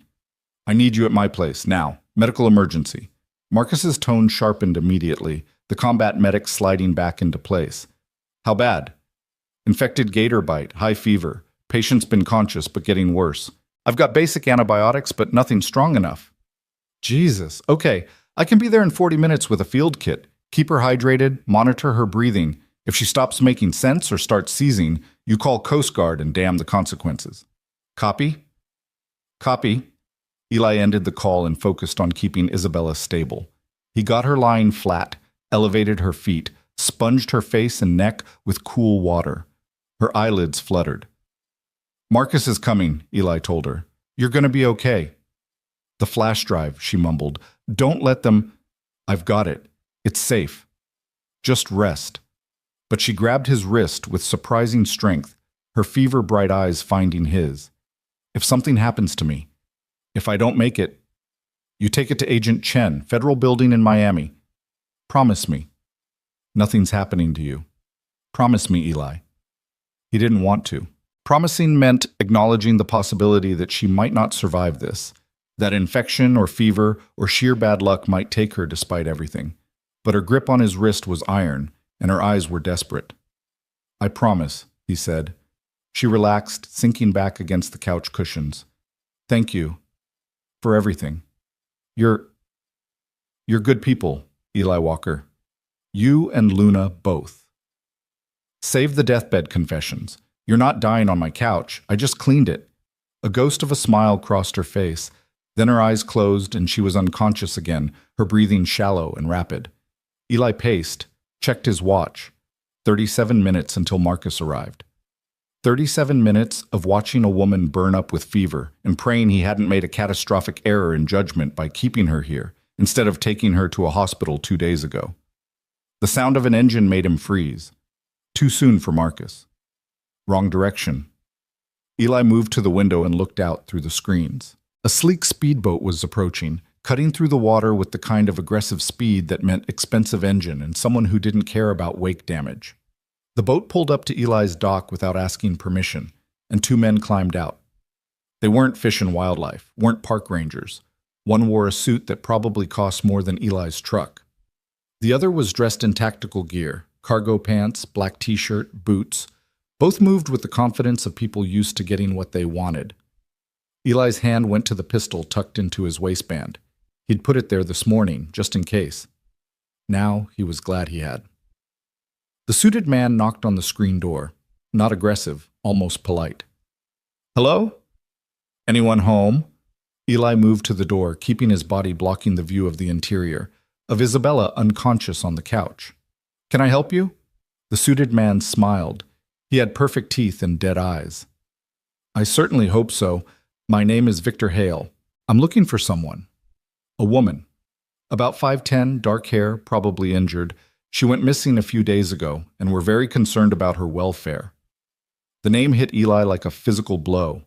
Victor Hale. The man who'd orchestrated a plane crash, who'd stolen $47 million, who'd killed his own board member. Standing on Eli's porch like a neighbor borrowing sugar. Eli kept his face neutral. Haven't seen anyone like that. Just me and my daughter out here. Victor's smile didn't waver. The thing is, we've been conducting an aerial search, and this cabin, your cabin, is one of the few structures in the area where someone could conceivably hide. So I thought I'd check, just to be thorough. Well, you've checked. There's no one here. Have a nice day. Eli started to close the door, but the man in tactical gear put his boot against it. Not threatening, not yet, just preventing it from closing. See? Here's my problem, Victor said conversationally. The woman I'm looking for, Isabella Reyes, she's mentally unstable, suffering from delusions, paranoia. We've been trying to get her help, but she ran. And if she's out here somewhere, hurt and alone, she could die. I'm sure you understand our concern. Like I said, haven't seen her. Would you mind if we took a quick look around, just to put our minds at ease? Yeah, I would mind. This is private property. You're trespassing. Victor's smile finally faded. Mr. Walker, is it? Elijah Walker, Marine Corps veteran, Force Recon, honorably discharged 7 years ago. Single father to Luna Marie Walker, age 8, currently attending Everglades Elementary. You trap alligators for the Wildlife Center, take occasional photography gigs, barely scraping by financially. The implied threat was crystal clear. Eli's hand moved toward his pistol. Easy, Victor said, noticing. The tactical guy's hand moved too, hovering over his own weapon. Nobody needs to get hurt here. I'm just trying to find a sick woman who needs help. Surely a Marine can understand the importance of helping people. Surely a billionaire can understand the importance of respecting property rights and fucking off when told to. Victor's eyes hardened. I'm going to ask you one more time, Mr. Walker. Have you seen Isabella Reyes? Eli met his gaze without flinching. This was a man used to intimidating people with money and power and veiled threats. But Eli had been intimidated by Taliban fighters with AK-47s and a willingness to die for their cause. Some corporate sociopath in an expensive suit didn't even register. One more time, Eli said slowly. Get off my property. Victor studied him for a long moment. Then he stepped back, hands raised in mock surrender. Of course. My apologies for the intrusion. But if you do happen to see Ms. Reyes, please contact me immediately. There's a substantial reward for information leading to her safe return. He pulled a business card from his pocket and set it on the porch railing. My personal number. Call any time. He turned and walked back to the speedboat, the tactical guy following. They untied and roared away, leaving a wake that rocked Eli's skiff violently against the dock. Eli waited until they were out of sight before he allowed himself to breathe. His hands were shaking. Victor Hale had been 30 feet from Isabella. If he'd pushed harder, if he'd forced his way inside, if he'd seen her lying unconscious on that couch. The sound of another boat engine made Eli's heart slam against his ribs. But this one was familiar, the distinctive sputter of Marcus Chen's fishing boat, older than dirt but maintained with obsessive care. Marcus pulled up to the dock and hopped out with a medical bag. He was 50-something, compact and lean, with graying hair and the kind of weathered face that came from decades in the Florida sun. He took one look at Eli's expression and asked, "Who were those guys?" "Bad news. How much did you see?" "Enough to know you're in trouble. What's going on, Eli?" "Can't tell you. The less you know, the safer you are." Marcus absorbed this. "The patient inside?" "Yeah. And Marcus, you never saw her. You were never here. Understand?" "Understood." Marcus headed for the cabin door without another word. Some things you didn't question with old friends. Inside, Marcus went straight to Isabella and began his assessment with practiced efficiency. Temperature, pulse, respiration, blood pressure. He examined the shoulder wounds, probing gently, his face growing more concerned. "These are infected," he said flatly. "Badly. I need to irrigate them, debride the dead tissue, get some serious antibiotics into her. The fever. When did it start?" "Yesterday afternoon. I've been giving her amoxicillin, but not strong enough, not for this." Marcus pulled supplies from his bag. "I've got ceftriaxone, injectable. It'll work faster, hit harder, but even with that, she needs to be in a hospital. This is beyond field medicine. Can't do that. Eli, can't. Not yet. Just do what you can, please. Marcus looked at him for a long moment. Then he nodded and got to work. The next hour was brutal. Marcus cleaned the wounds thoroughly, which meant Isabella woke up screaming despite her fever. Eli had to hold her down while Marcus debrided necrotic tissue, flushed the punctures with saline and antiseptic. By the time he was done, Isabella was sobbing, and Eli felt like he'd personally tortured her. Marcus administered the antibiotic injection, then set up an IV bag. She needs fluids. Fever's dehydrated her. This should help, but I'm not kidding about the hospital. If she's not improving in the next 6 hours, you need to get her to a real doctor. 6 hours, Eli agreed. Thank you, Marcus. Don't thank me yet. She's not out of the woods. Marcus started packing up his supplies. You want to tell me what this is really about? No? Figured. Well, if you change your mind, you know where to find me. He paused at the door. Those guys who were here, they had that look. Professional trouble. You watch your back, Eli, and that little girl of yours. Always do. After Marcus left, Eli collapsed into a chair and just sat there, drained. Victor Hale knew. Maybe not for certain, but he suspected. And suspicion was enough for a man like that. He'd be back. With more people, better equipment, less politeness. Eli had maybe 12 hours before the situation went from bad to catastrophic. Isabella stirred on the couch, her eyes opening. The IV fluids and antibiotics were already doing their job. Her gaze was clearer, more focused. What happened? Marcus patched you up. You're going to live.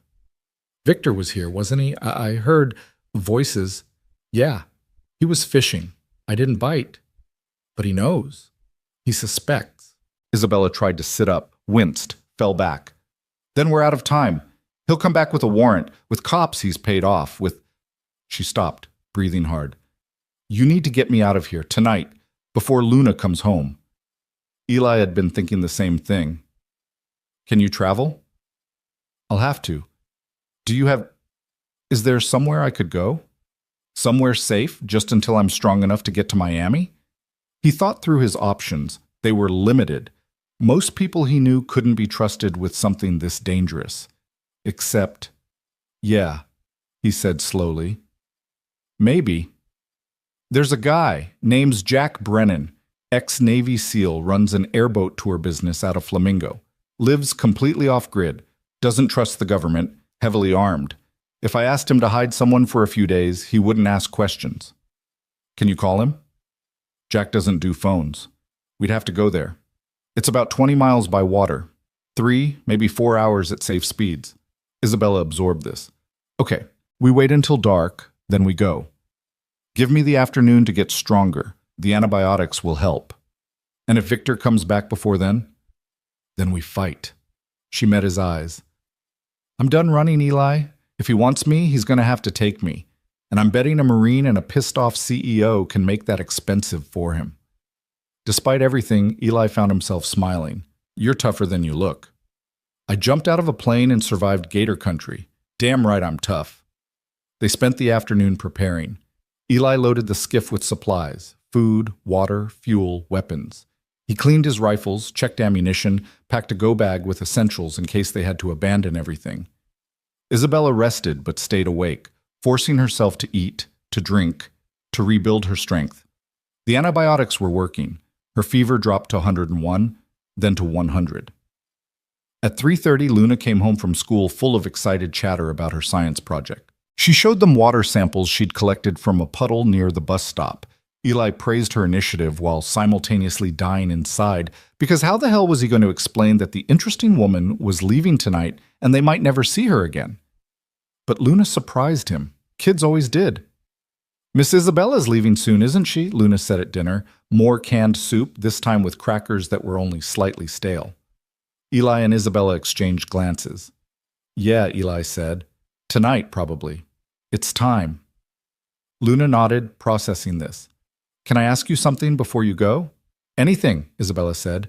Do you think I'll really be a marine biologist someday? Or is it just a kid dream that won't happen?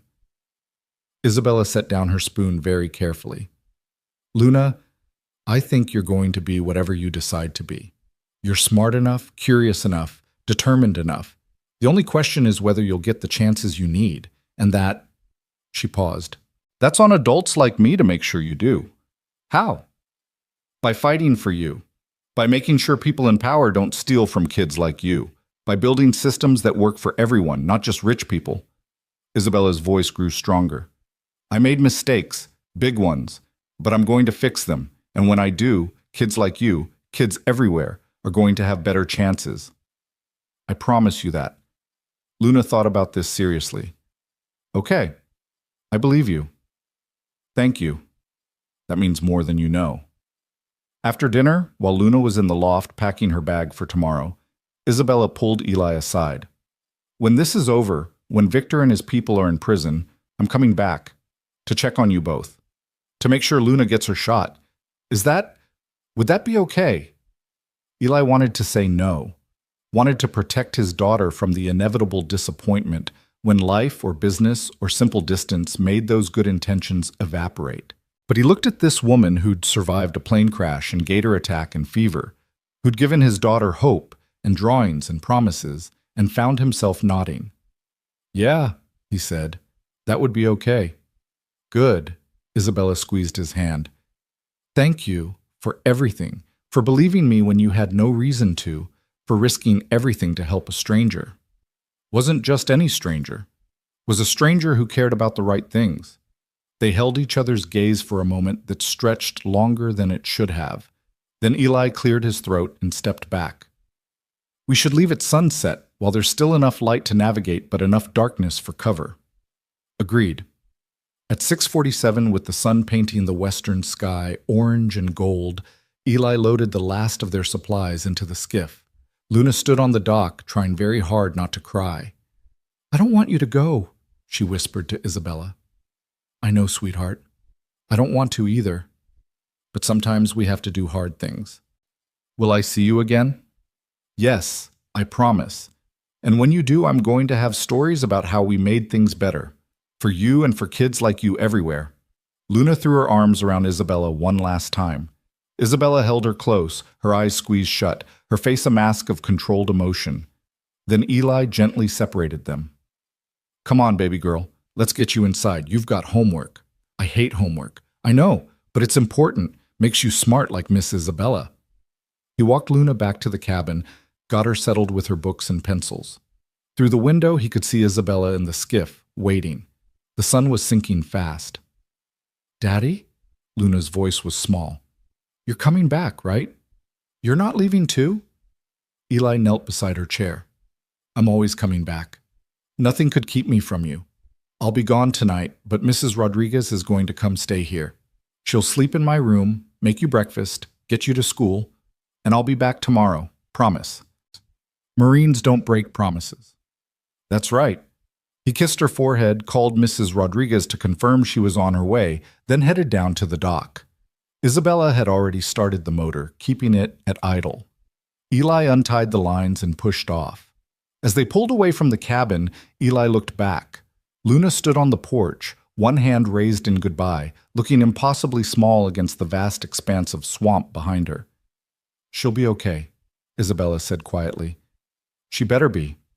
Because if anything happens to her because of this, it won't. We're going to end this. Tonight, we get me somewhere safe.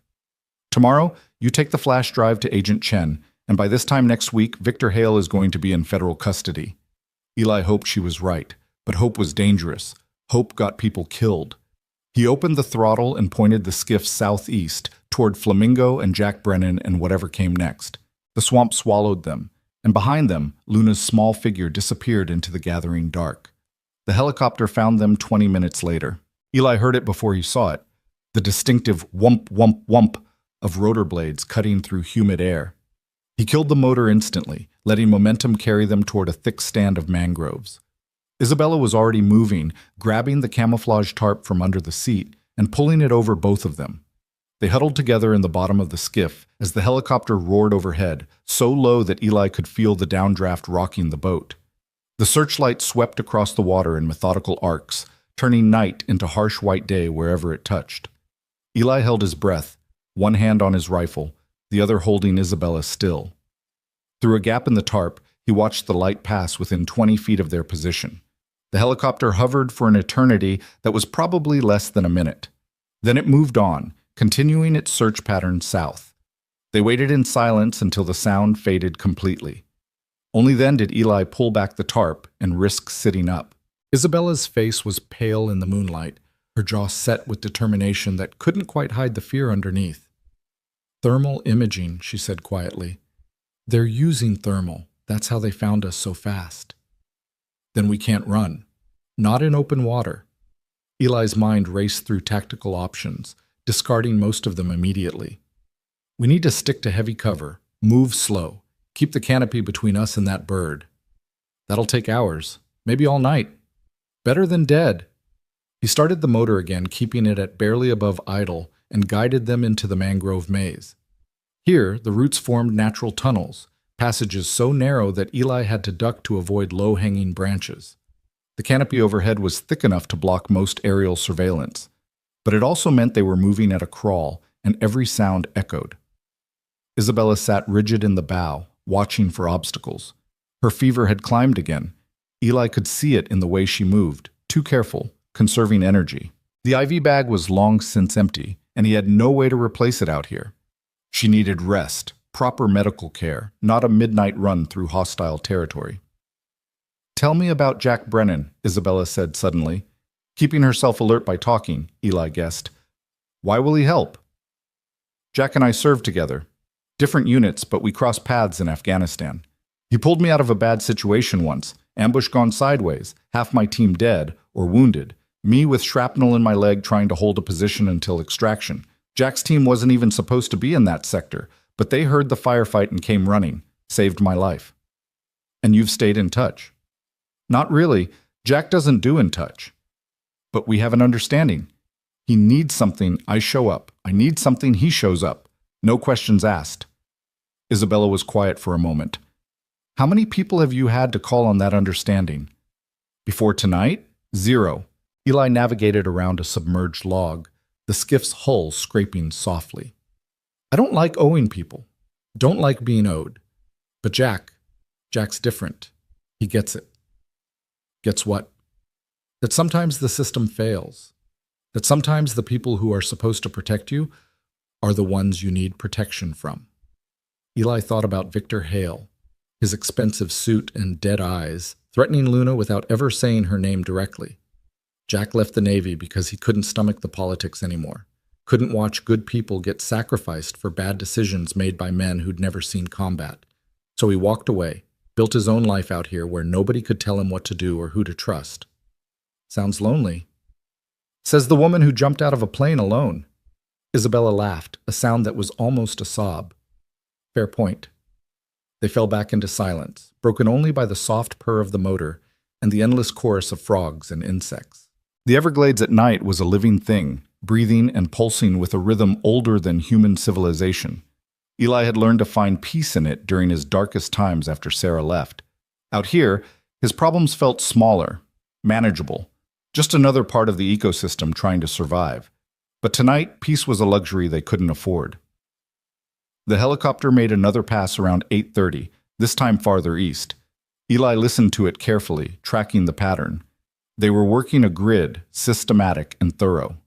Professional.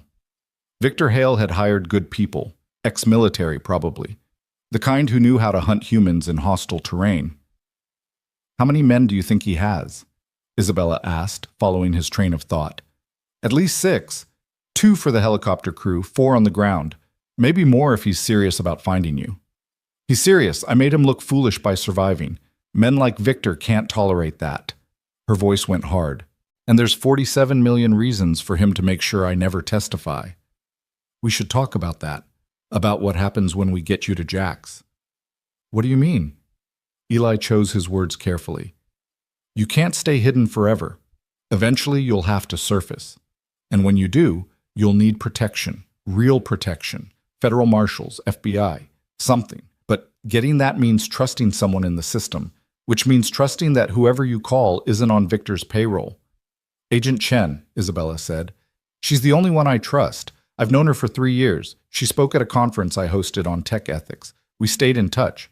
When I started finding the evidence, she was the one I reached out to. You sure she's clean? As sure as I can be about anyone. Isabella shifted in her seat, trying to find a position that didn't aggravate her injured shoulder. Sarah's career is built on taking down white-collar criminals. She's obsessive about it, completely incorruptible, which is why Victor wouldn't have approached her. But he might know you contacted her. Maybe, probably, which means when I surface, he'll know about it within hours. Isabella looked at him. That's why I need you to take the flash drive to her first, tomorrow, before I make contact. Get the evidence in her hands so that even if something happens to me, nothing's happening to you. Eli, no, I'm not having this conversation again. We're going to get you to Jack's, you're going to recover, and then we're both going to watch Victor Hale get arrested on live television. End of story. Isabella smiled despite herself. You're very stubborn. Marines don't give up. It's kind of our thing. At 9:47, they reached a junction where two channels merged. Eli paused, checking his mental map of the Everglades. Left would take them toward Flamingo, but through more open water. Right would keep them in heavy cover, but add another hour to their travel time. The decision was made for him when he heard boat engines. Multiple engines, running fast, coming from the left channel. Down, Eli hissed. They dropped flat in the skiff, pulling the tarp over themselves again. Through the fabric, Eli could hear the boats getting closer. 2 of them, maybe 3. Big outboards, the kind that cost serious money and moved serious weight. The boats roared past the junction without slowing, their wakes rocking the skiff violently. Eli caught a glimpse of searchlights mounted on the bows, armed men scanning the water, hunters looking for prey. Once they were gone, Eli sat up and made his decision. We're going right, slower, but safer. Agreed. They pushed deeper into the maze of channels, leaving the main waterways behind. Here, the water was shallower, the passages narrower. Twice they had to get out and push the skiff over mudflats. Isabella helped despite her fever, both of them working in silent coordination, aware that noise carried in the darkness and Victor's men were everywhere. By 11:15, they'd covered maybe 8 miles. 12 more to go. Eli's arms ached from holding the tiller steady through endless turns and obstacles. His back screamed from the tension of staying alert for hours. But he didn't stop. Couldn't stop. Luna was counting on him to come home. Isabella was counting on him to get her somewhere safe. He wouldn't let them down. Around midnight, they entered a stretch of open water, maybe 200 yards across, unavoidable if they wanted to reach Jack's place. Eli studied the sky. No helicopter sounds. The boats had moved on to search other areas. It was as good a window as they were likely to get. Hold on, he said, and opened the throttle. The skiff leaped forward, motor screaming in the quiet night. They flew across the open water, Isabella gripping the gunwale, Eli steering with everything he had. Halfway across, he saw lights in the distance. A boat, running without navigation markers, moving fast to intercept. Company, he called over the engine noise. Isabella turned to look, her face grim. Can we outrun them? Depends on what they're driving. Eli pushed the motor as hard as it would go. His skiff was light and agile, built for navigating shallow water, not high-speed chases. But it was all they had. The other boat was gaining, definitely bigger, definitely faster. Eli could see 3 men in it now, 2 up front with rifles, 1 at the helm. They were cutting across to head him off, trying to force him toward the bank where the water got too shallow to maneuver. Eli did the math in his head. They wouldn't make it to cover before the other boat caught them, which left 2 options, surrender or fight. And surrendering to Victor Hale's hired guns wasn't really an option at all.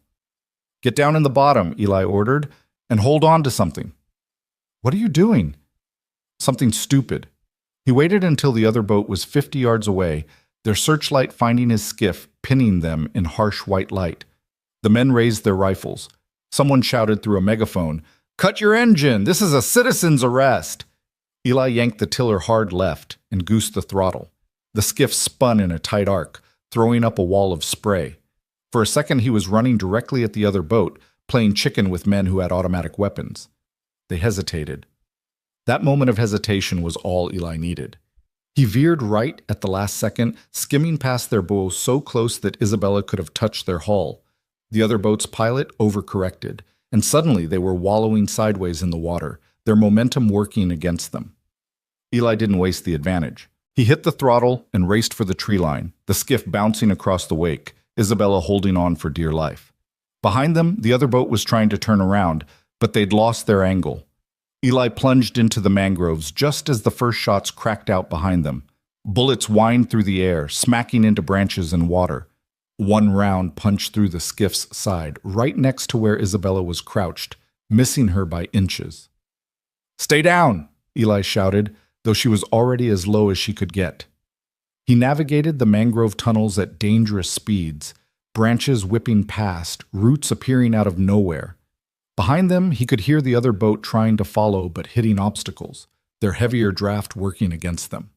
The shooting had stopped, hard to hit a target you couldn't see in thick vegetation. After 5 minutes of reckless flight, Eli finally slowed down. His hands were shaking. Adrenaline made everything feel sharp and immediate and too real. He'd been in firefights before, but that was combat. This was hunting. They were being hunted like animals, and the only difference between surviving and dying was luck and experience and the width of a mangrove tunnel. "You okay?" he called to Isabella. She raised her head slowly, checking herself for injuries. "I think so. You?" Still breathing, Eli examined the bullet hole in the skiff's side. It was above the waterline, not immediately dangerous, but it was a reminder of how close they'd come. "We need to move faster. They know our general direction now." "How much farther to Jack's place?" Eli checked his landmarks, calculating. 8 miles. Maybe 2 hours at safe speeds." "Then we don't run safe speeds." Isabella sat up, her face set with determination despite the fever still burning in her eyes. "We run fast. We take the risk, because in 2 hours they'll have time to set up roadblocks, water blocks, whatever, and we'll be trapped." She was right. Eli hated that she was right, but she was. "Okay, but if we do this, you need to hold on. It's going to be rough."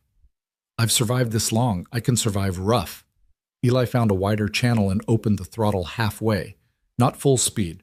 That was suicide in these conditions, but faster than was smart.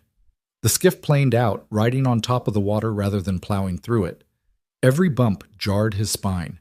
Every turn threatened to throw them into the mangroves. But they were making time, eating up the miles between them and sanctuary. At 1:30 a.m., the helicopter found them again.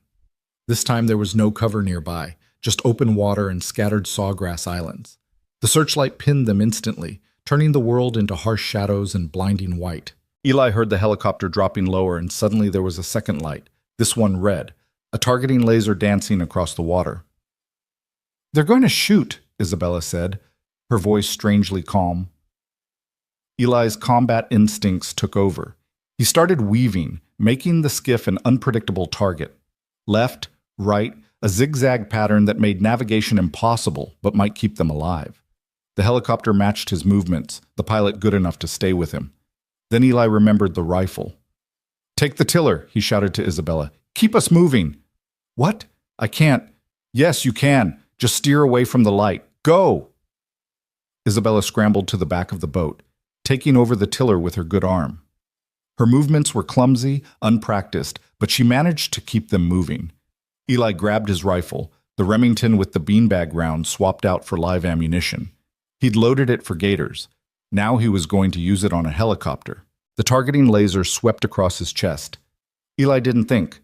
He raised the rifle and fired. The shot boomed across the water. The helicopter's searchlight exploded in a shower of sparks and glass. Suddenly they were in darkness again, the helicopter pulling up and away, disoriented without its primary tool. "Go!" Eli yelled. "Full throttle!"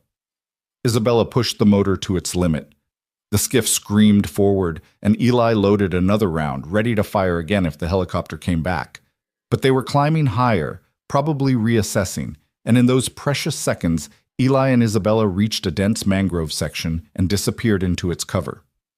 They kept running for another 20 minutes, both of them too jacked on adrenaline to speak.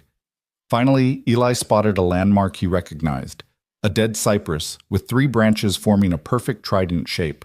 They were close. Another mile, maybe less. There, he said, pointing. Isabella followed his finger to a dim light barely visible through the trees. Jack Brennan's place, still awake at this ungodly hour because Jack slept like Eli did, poorly and never deeply. They approached slowly, and Eli cut the motor while they were still 50 yards out. He cupped his hands and made a sound like a barred owl, a signal he and Jack had agreed on years ago, a way of saying friendly incoming, don't shoot. A moment later, the same call echoed back, permission granted. Eli guided them the last distance with just the paddle. Jack's place came into focus, a stilt cabin even more ramshackle than Eli's, surrounded by a collection of airboats in various states of repair, solar panels on the roof, a satellite dish, and on the porch, a figure holding what looked like an AR-15 in a very comfortable, very practiced grip. "Walker!" Jack Brennan called out. His voice was gravelly from too many cigarettes and too much shouting over boat engines. "When you said you might call in that favor, I pictured beer money, not whatever the hell this is." "Complicated situation," Eli called back. "Need somewhere to stash a friend for a few days, no questions asked." Jack studied them both for a long moment. He was in his 50s, built like a fire plug, with a gray beard that would have made any biker gang proud. His eyes, even from a distance, were sharp and calculating. Finally, he lowered the rifle. "Well, don't just float there. Get inside before whoever's hunting you catches up." They tied off and climbed onto Jack's dock. Isabella was swaying with exhaustion and fever. Eli caught her arm, steadying her. "She's hurt," Jack observed. "Medical?" "Gator bite, infected. She's had antibiotics, but she needs rest and monitoring." "Bring her in. I've got a spare room, medical supplies from my Navy days. We'll figure out the rest tomorrow." Jack stepped aside, gesturing them through the door. "But Walker, just so we're clear, after tonight we're even. No more favors owed either way. This kind of heat, I don't need twice." "Understood. And Jack, thank you. Thank me by not getting killed on my property. Makes a mess." Inside, Jack's cabin was surprisingly organized, clean, efficient, everything in its place. He led them to a small bedroom with a narrow bed and a window overlooking the water. Isabella sank onto the mattress with a sigh of relief. "I'll get supplies," Jack said, already moving. "Walker, you look like death. There's coffee in the kitchen. Help yourself." Eli found the coffee, poured 2 cups, brought one back to Isabella. She accepted it with hands that trembled slightly. "We made it," she said, wonder in her voice. "We actually made it." "We made it," Eli agreed. He sat on the edge of the bed, his body finally allowing itself to feel the exhaustion. "Now you rest, recover. Tomorrow, I take the flash drive to Miami, to your FBI agent, Agent Chen, federal building downtown, ask for the white-collar crime unit." Isabella pulled the flash drive from her pocket and held it out. "Everything's on here, every piece of evidence. Promise me you'll get it to her." "I promise." "And promise me—" Isabella's voice broke. "Promise me you'll keep Luna safe. No matter what happens to me, you make sure she gets her chance. Nothing's happening to you, but yes, I promise." Jack returned with his arms full of medical supplies. He chased Eli out of the room with a gruff, "Give her some privacy," and set about checking Isabella's wounds, changing her bandages, administering more antibiotics from his personal stockpile. Eli stood on Jack's porch, drinking terrible coffee, watching the swamp slowly lighten with the approach of dawn. Somewhere out there, Victor Hale's men were still searching. Somewhere out there, Luna was sleeping in their cabin, guarded by Mrs. Rodriguez and unaware of how close her father had come to not making it home. But they'd made it. Against impossible odds, they'd made it. Now came the hard part. Jack emerged from the bedroom an hour later, wiping his hands on a rag. "She's stable. Fever's still high, but the new antibiotics should knock it down. She needs 48 hours of rest minimum before she's going anywhere." "I don't have 48 hours. I need to get this evidence to the FBI today." "Then go. I'll watch her." Jack poured himself coffee, standing next to Eli at the railing. "But you need to understand something. The men hunting her, they're not going to stop. Not until she's dead or they are. So whatever you're planning, it better be permanent." "I'm counting on the FBI for permanent," Jack snorted. "The FBI? Jesus, Walker. You really think badges and bureaucracy are going to stop a man with enough money to crash a plane?" They will if the evidence is solid enough, if it's public enough that he can't make it disappear. And if it's not? Eli thought about Luna, about her dreams of saving whales, about the future she deserved. Then I'll figure something else out. But I have to try the legal route first, for her. Jack followed his gaze to where the sun was painting the eastern sky pink and gold. The woman in there? Isabella? She worth all this trouble? It's not about her. It's about the kids who got robbed. The $47 million that was supposed to change lives. Noble. Stupid, but noble. Jack clapped him on the shoulder. Go. Take my truck. Keys are on the hook by the door. I'll keep her safe. Keep her hidden. But Walker, if this goes sideways, don't come back here. I meant what I said about being even. Fair enough. Eli went back inside to say goodbye to Isabella. She was lying in the bed looking small and fragile under Jack's navy blanket, but her eyes were clear when they found his. You're leaving. Have to. The faster I get this to Agent Chen, the faster this ends. But be careful. Victor has people everywhere. If he figures out where you're going, he won't. I'll be smart. Eli pulled the flash drive from his pocket, held it up. This is everything, right? Everything you need to put him away? Everything. Bank records, emails, board meeting recordings where they discuss the theft. It's ironclad. She paused. But Eli, you need to understand, when this goes public, when Victor gets arrested, there's going to be fallout. Media attention, investigations, people asking questions about where I've been and who helped me. Your name might come up. Let it. That's easy to say now, but when reporters are camped on your dock, when Luna's friends are talking about her dad on the news, then we'll deal with it, together. Eli surprised himself by taking her hand. You're not alone anymore, Isabella. You've got people now. Me, Jack, Luna, we've got your back. Tears spilled down her cheeks. I don't deserve that. Don't deserve any of you. Maybe not, but you're stuck with us anyway. He squeezed her hand once, then released it. Rest. Recover. And when I get back, we're going to watch Victor Hale's world burn. Poetic. I try. Eli left the room before he could talk himself out of going. Jack was waiting by the door with keys and a serious expression. There's a loaded Glock in the glove box, Jack said. Use it if you need to. And Walker, if you don't make it back, I'll make sure the girl knows what you did, that her father was a hero. Appreciate that, but I'm planning on telling her myself. The drive to Miami took 3 hours through increasingly heavy traffic. Eli had forgotten what civilization felt like, the noise, the crowds, the aggressive driving. He kept one eye on the rearview mirror, watching for tails, but saw nothing suspicious. Jack's truck was generic enough to blend in, and Eli had changed into clean clothes from Jack's closet. He looked like any other working-class guy running errands in the city. The federal building was downtown, a glass and steel monolith that screamed government efficiency. Eli parked 2 blocks away, tucked the flash drive in his pocket, and walked the rest of the distance. His Marine training made him hyper-aware of his surroundings, exit points, cover positions, people who looked wrong. But again, nothing. Either Victor didn't know where he was, or this was a trap so perfect Eli couldn't see it yet.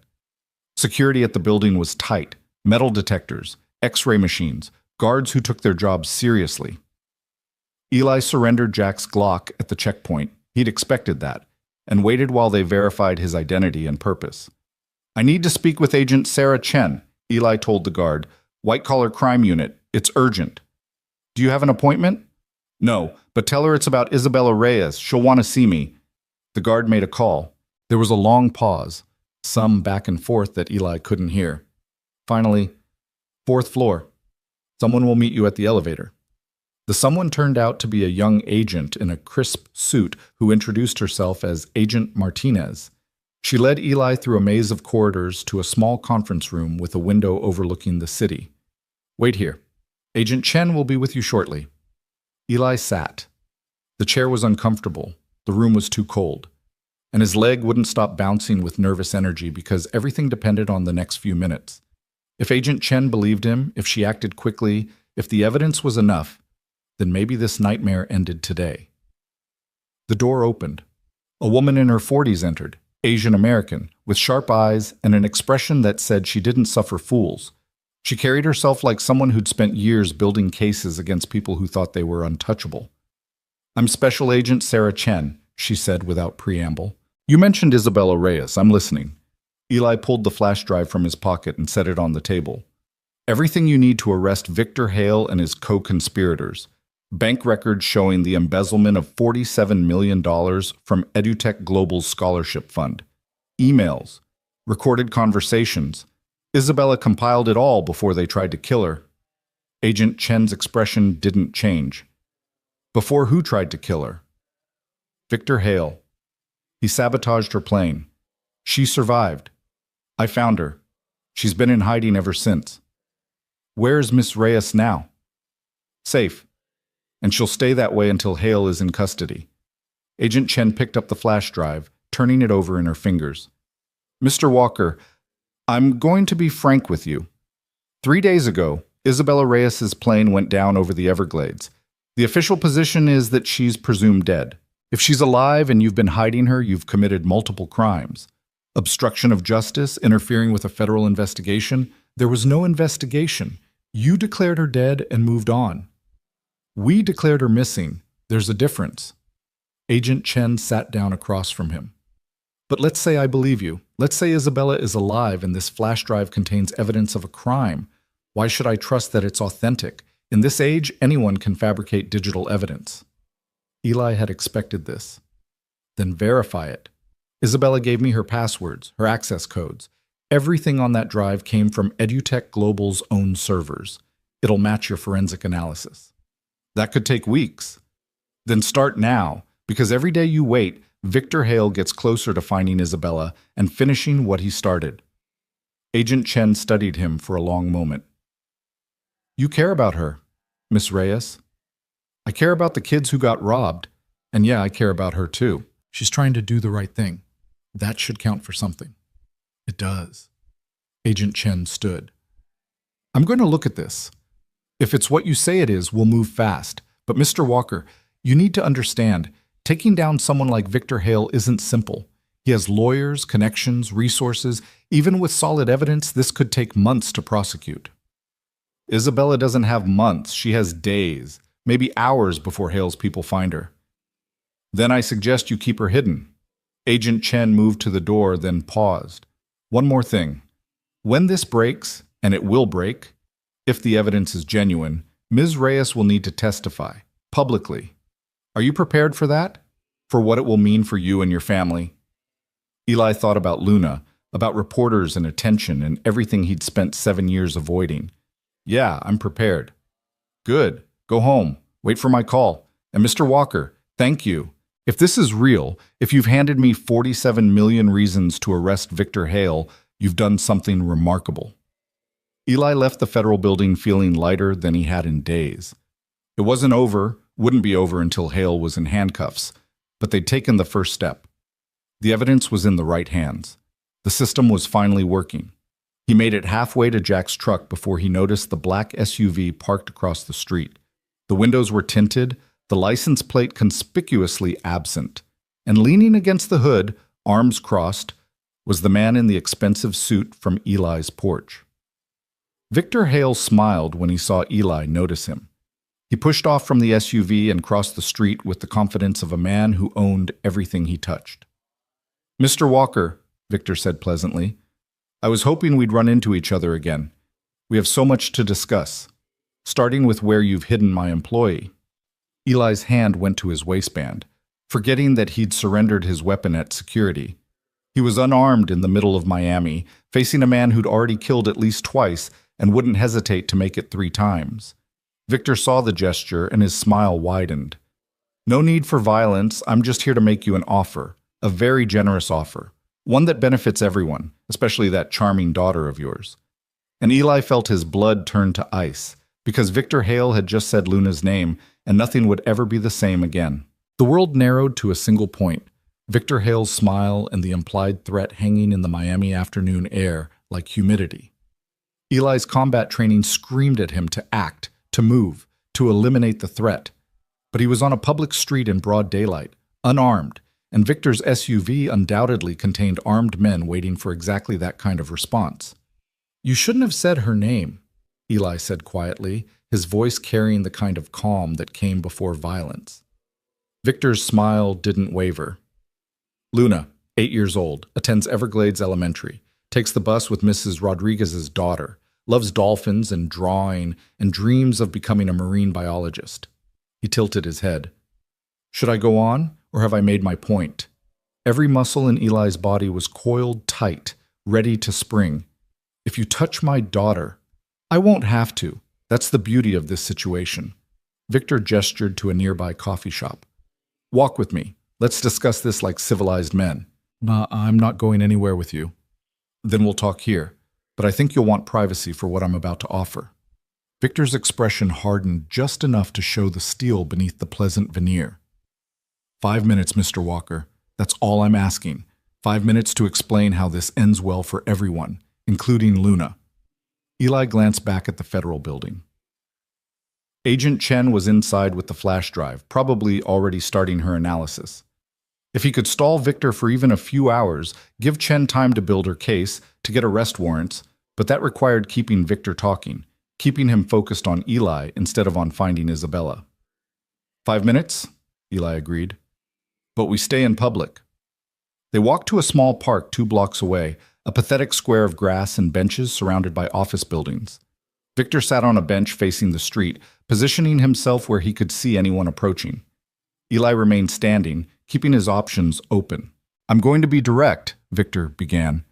I know you gave something to Agent Chen, probably a flash drive or documents, something Isabella compiled during her paranoid breakdown. Here's what you need to understand. Whatever she told you, whatever evidence she thinks she has, it won't stand up in court. My lawyers will tear it apart. Questions about chain of custody, allegations of fabrication, character assassination of a woman who clearly had a mental health crisis and jumped from a plane. By the time we're done, Isabella Reyes will be remembered as a tragic figure who lost her mind, not a whistleblower. That's a nice story. Doesn't make it true. Truth is malleable, Mr. Walker. It's shaped by whoever has the best lawyers and the most money. And I have both. Victor leaned back, utterly relaxed. But I didn't come here to threaten you with legal proceedings. I came to make you an offer. $1 million transferred to any account you specify. In exchange, you tell me where Isabella is hiding, and you walk away from this entire situation. Eli laughed, a harsh sound without humor. You think I'm doing this for money? Everyone does everything for money. They just pretend otherwise to feel virtuous. Victor's eyes were calculating. But fine. Maybe you're different. Maybe you actually believe in justice and fairness and all those quaint concepts they teach in the military. So let's discuss what really matters, your daughter's future. Eli's hands clenched into fists. Luna deserves opportunities, Victor continued. The best schools, the best programs, the best chance to achieve her dreams. I can provide that. Full scholarship to any school she wants, from elementary through graduate school. Access to marine biology programs at Woods Hole Scripps, Monterey Bay Aquarium, internships with National Geographic, everything she's ever dreamed of, handed to her on a silver platter. All you have to do is walk away. You want me to sell out Isabella so you can buy my daughter's future with stolen money. Money that was supposed to go to kids just like her. Money that will go to your kids specifically. Isn't that better? A guaranteed outcome for Luna versus a vague possibility that maybe, someday, some other children might benefit if the legal system works perfectly? Victor leaned forward. I'm offering you certainty, Mr. Walker. In an uncertain world, that's priceless. Eli thought about Luna's face when she showed Isabella her dream board, the hope in her eyes when Isabella mentioned scholarships and programs and possibilities. Everything he wanted for her, everything he'd failed to provide, being offered by a man who'd killed to protect his secrets. No, Eli said. Victor blinked, genuinely surprised. No? I'm not raising my daughter to believe that success comes from stepping on other people, that her dreams matter more than someone else's, that corruption and theft are acceptable if you benefit personally. Eli took a step closer, and Victor's hand moved reflexively toward his jacket. Luna's going to earn her future. The right way, and she's going to do it in a world where men like you are in prison where they belong. For the first time, Victor's pleasant mask slipped. What showed beneath was cold and ugly. You're making a mistake, a serious mistake. I gave you a chance to profit from this situation, to secure your daughter's future. You're choosing poverty and principle instead. How noble, how stupid. I've been called worse by better men. Then let me be clear about what happens next. Victor stood, adjusting his cuffs with deliberate care. I will find Isabella. It's only a matter of time. When I do, she'll disappear permanently. And you'll watch your daughter grow up knowing her father could have given her everything but chose righteousness instead. When she's 30 and still paying off student loans, when she's watching other people live the life she dreamed of, you'll remember this conversation. You'll remember that you had a choice. I'll remember that I chose to be someone my daughter could be proud of. Victor smiled, but there was no warmth in it. We'll see how long that pride lasts. Goodbye, Mr. Walker. I'd say it was a pleasure, but we both know better. He walked away, climbing into his SUV. The vehicle pulled out into traffic and disappeared, leaving Eli standing alone in the sad little park. Eli's phone buzzed, a text from Mrs. Rodriguez. Luna asking when you'll be home. Everything okay? He typed back, on my way. Everything's fine. Then he added, keep all doors locked. Don't let her outside until I get there. Mrs. Rodriguez's response was immediate. Is there a problem? Just being careful. Thanks for watching her. Eli practically ran back to Jack's truck. His mind was racing through scenarios, contingencies, worst-case outcomes. Victor knew about Luna, which meant he had people watching Eli's cabin, probably had for days, which meant Mrs. Rodriguez and Luna were sitting in a potential target zone. He called Jack as he drove, forcing himself to stay calm. It's me. How's our guest? Sleeping. Fever's down. She'll live. Jack's tone sharpened. What happened in Miami? I gave the evidence to the FBI. Then Victor Hale appeared and made threats. Specific threats? Against Luna. He knows where we live, her schedule, everything. Jack was quiet for a moment. You need to move her, tonight. Somewhere Hale can't find her. I know. I'm working on it. Eli merged onto the highway, pushing the truck as fast as he dared. Can Isabella travel? Shouldn't, but she could if necessary. Where are you thinking? There's a safe house program through the VA for veterans and their families in crisis situations. I never thought I'd need it, but he'd memorized the number years ago, just in case. Just in case his past caught up with him, or the nightmares got too bad, or something went wrong. I'm going to call them. Get Luna somewhere Victor can't reach. Good. And Walker, Isabella needs to surface soon. Make a public statement, get federal protection. Hiding only works until it doesn't. I know. I'll talk to her when I get there. The drive back to the Everglades felt endless. Every mile was another minute Luna was exposed. Another minute Victor's people could be moving into position. Eli kept checking his mirrors, watching for tails, seeing threats in every vehicle that stayed behind him too long. He reached Jack's place just after 6 p.m. The sun was setting, painting the swamp in shades of orange and gold that would have been beautiful if Eli had any capacity left to appreciate beauty. He found Isabella awake, sitting up in bed, looking stronger than she had that morning. You're back, she said, relief evident in her voice. Did Agent Chen? She has the evidence. She's analyzing it now. Eli sat on the edge of the bed, exhaustion finally catching up with him. But Victor knows I went to the FBI. He was waiting for me, made threats against Luna. Isabella's face went pale. Oh God, Eli, I'm so sorry. I never meant, I know, but we're past sorry now. We need to act. He pulled out his phone. I'm putting Luna in protective custody tonight. There's a VA program that can keep her safe while this plays out. But you need to go public, soon. The longer you stay hidden, the more time Victor has to control the narrative, to make you look unstable. I can't go public yet. I'm still too weak, and without the evidence in my hands. Agent Chen has the evidence. She'll verify it, maybe within hours. When she does, she'll issue warrants. But Victor will fight every step of the way. What we need is public pressure, media coverage, a living, breathing Isabella Reyes telling the world what happened. Isabella wrapped her arms around herself. You're asking me to make myself a target. You're already a target.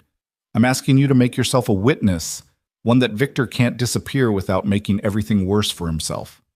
She looked at him for a long moment, then nodded slowly. Okay, tomorrow.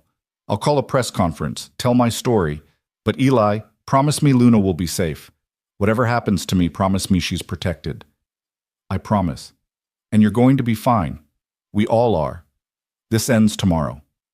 Jack drove them back to Eli's cabin under cover of darkness. Isabella wore a baseball cap and sunglasses despite the late hour, hunched in the back seat of Jack's truck. They approached from the north using access roads that barely qualified as roads, Jack's knowledge of the Everglades as deep as Eli's. Mrs. Rodriguez's car was still in the yard. Lights were on inside the cabin. Everything looked normal, but Eli's instincts were screaming that something was wrong. He approached carefully, Jack covering him with the AR-15, Isabella staying in the truck. Eli climbed the porch steps silently, listening. Inside he could hear the TV playing, some cartoon with high-pitched voices and explosions, Luna's laughter. Mrs. Rodriguez saying something in Spanish. Eli opened the door.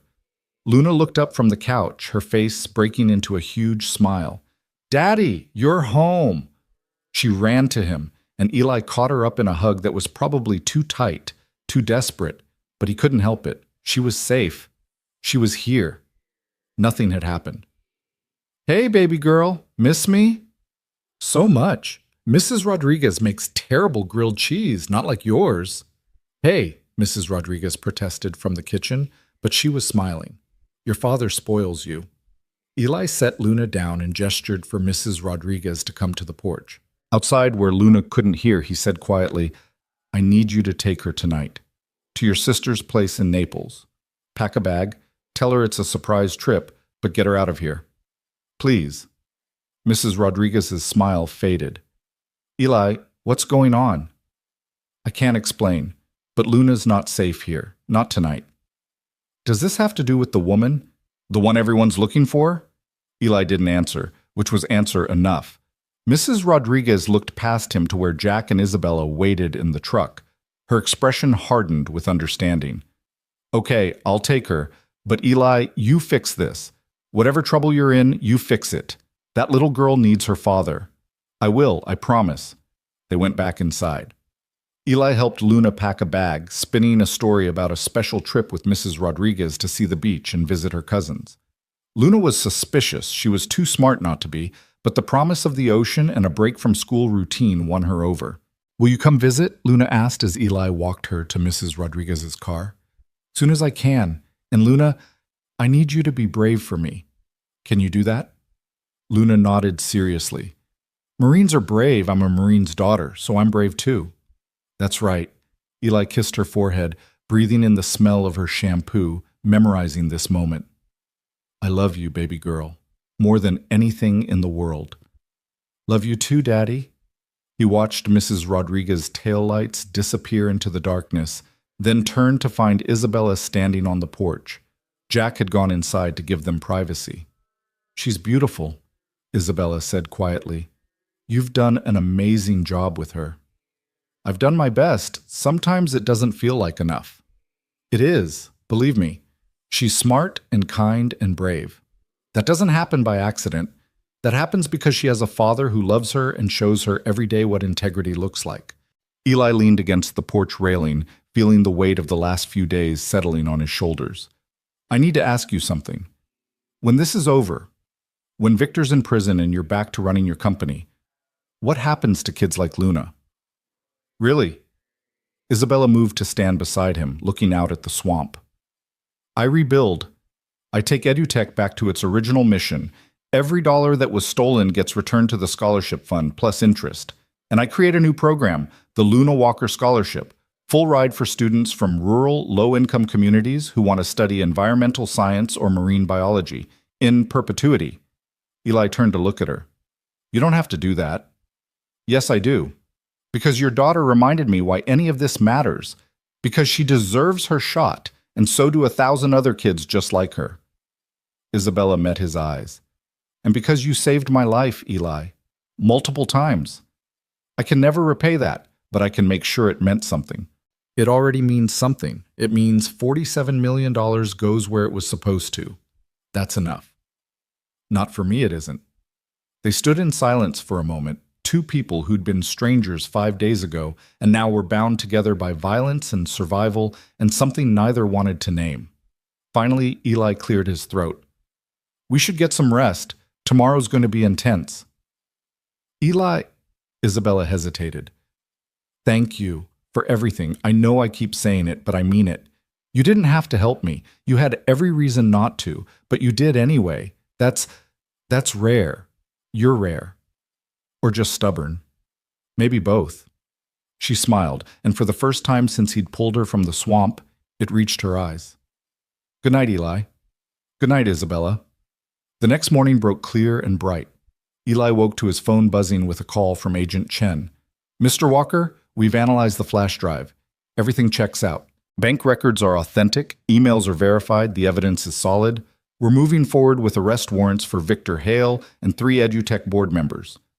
But I need Isabella. I need her testimony to make this airtight. She's ready. When and where? Federal Building, 2 p.m. Bring her in through the garage, level B2. We'll have agents waiting. And Mr. Walker, this goes public today. As soon as the warrants are executed, you should prepare for media attention. Already prepared. After the call ended, Eli found Isabella and Jack in the kitchen. Jack had made coffee and was listening to Isabella lay out her plan for the press conference. I'll contact 3 journalists I trust, she was saying, people who can't be bought by Victor. They'll break the story simultaneously, print, broadcast, online. By the time Victor realizes what's happening, it'll be too late to contain. And you'll be in FBI custody, Eli added. Protected. Safe. Isabella nodded. It's risky. Victor will fight back hard. But you're right. This is the only way. They spent the morning coordinating.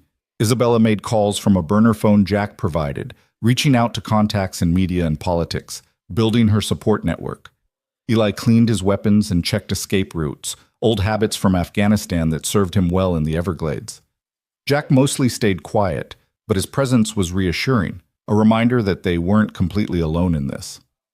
At noon, they loaded into Jack's truck again. The drive to Miami felt different this time, purposeful, final. This was the endgame, one way or another. They reached the federal building at 1:45. Eli navigated to the parking garage's lower level as instructed and found Agent Chen waiting with 4 other agents, all armed, all professional. Ms. Reyes, Agent Chen said as Isabella climbed out, welcome back from the dead. Trust me, it wasn't by choice. Isabella shook her hand. Thank you for believing Mr. Walker, for acting quickly. Thank the evidence. It's damning, Agent Chen gestured to her team. We've got secure rooms upstairs for your deposition, and at 5 p.m., after the arrests are made, we've arranged for a press conference. You'll make a statement. We'll take questions. By tonight, Victor Hale's face will be on every news channel in the country. Isabella glanced at Eli. Will you be there, at the press conference? If you want me to be, I do. You're part of this story, the man who found me, who protected me, who made all of this possible. She took his hand and squeezed once. Partners to the end? Partners to the end. The next 3 hours were a blur of legal proceedings that Eli wasn't part of. He waited in a conference room, drinking bad coffee, watching the clock. Jack had gone back to the Everglades. He wanted no part of what came next. Eli didn't blame him. At 4:47, Agent Chen appeared at the door. It's done. Hale was arrested at his office 20 minutes ago. His lawyers are already screaming about false charges and conspiracy, but we've got him in custody. The other board members are being processed now. Eli felt something unclench in his chest. It's over. Almost. We still need to get through the press conference without incident. Hale's people might try something desperate. But nothing happened. At 5 p.m., Isabella walked into a room full of cameras and journalists, with Agent Chen on one side and Eli on the other. She looked small but determined, wearing borrowed clothes from a female agent, her injured shoulder obvious even through the blazer. And she told her story. She told them about discovering the embezzlement, about the threats, about the sabotaged plane and the jump into the Everglades. She told them about Eli finding her, about Victor's attempts to silence her permanently, about the evidence that would prove everything. She spoke clearly and calmly, without anger or histrionics, just facts laid out in devastating sequence. When she finished, the room erupted in questions. Isabella answered what she could, referred legal questions to Agent Chen, and when someone asked about the man standing beside her, she smiled. "This is Elijah Walker. He saved my life. Multiple times. Without him, I wouldn't be here, and none of this would be possible. He's a veteran, a father, and the kind of person who does the right thing even when it's dangerous. If there's a hero in this story, it's him." Eli wanted to disappear. Cameras were pointed at him, people were shouting questions, and he'd never felt more exposed in his life. But Isabella's hand found his, and she held on tight, anchoring him. "Mr. Walker," one journalist called out, "what made you decide to help Ms. Reyes?" Eli thought about Luna, about the scholarship money that had been stolen, about 47 million reasons to fight back against corruption. "My daughter deserves a fair shot," he said simply. "So does every other kid out there. That's worth fighting for." The press conference ended.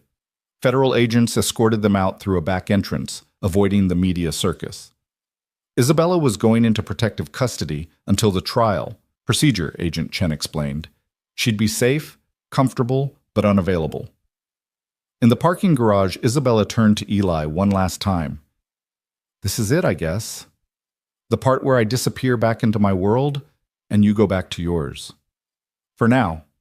But I'm holding you to that promise, about coming back, about the scholarship. I never break my promises."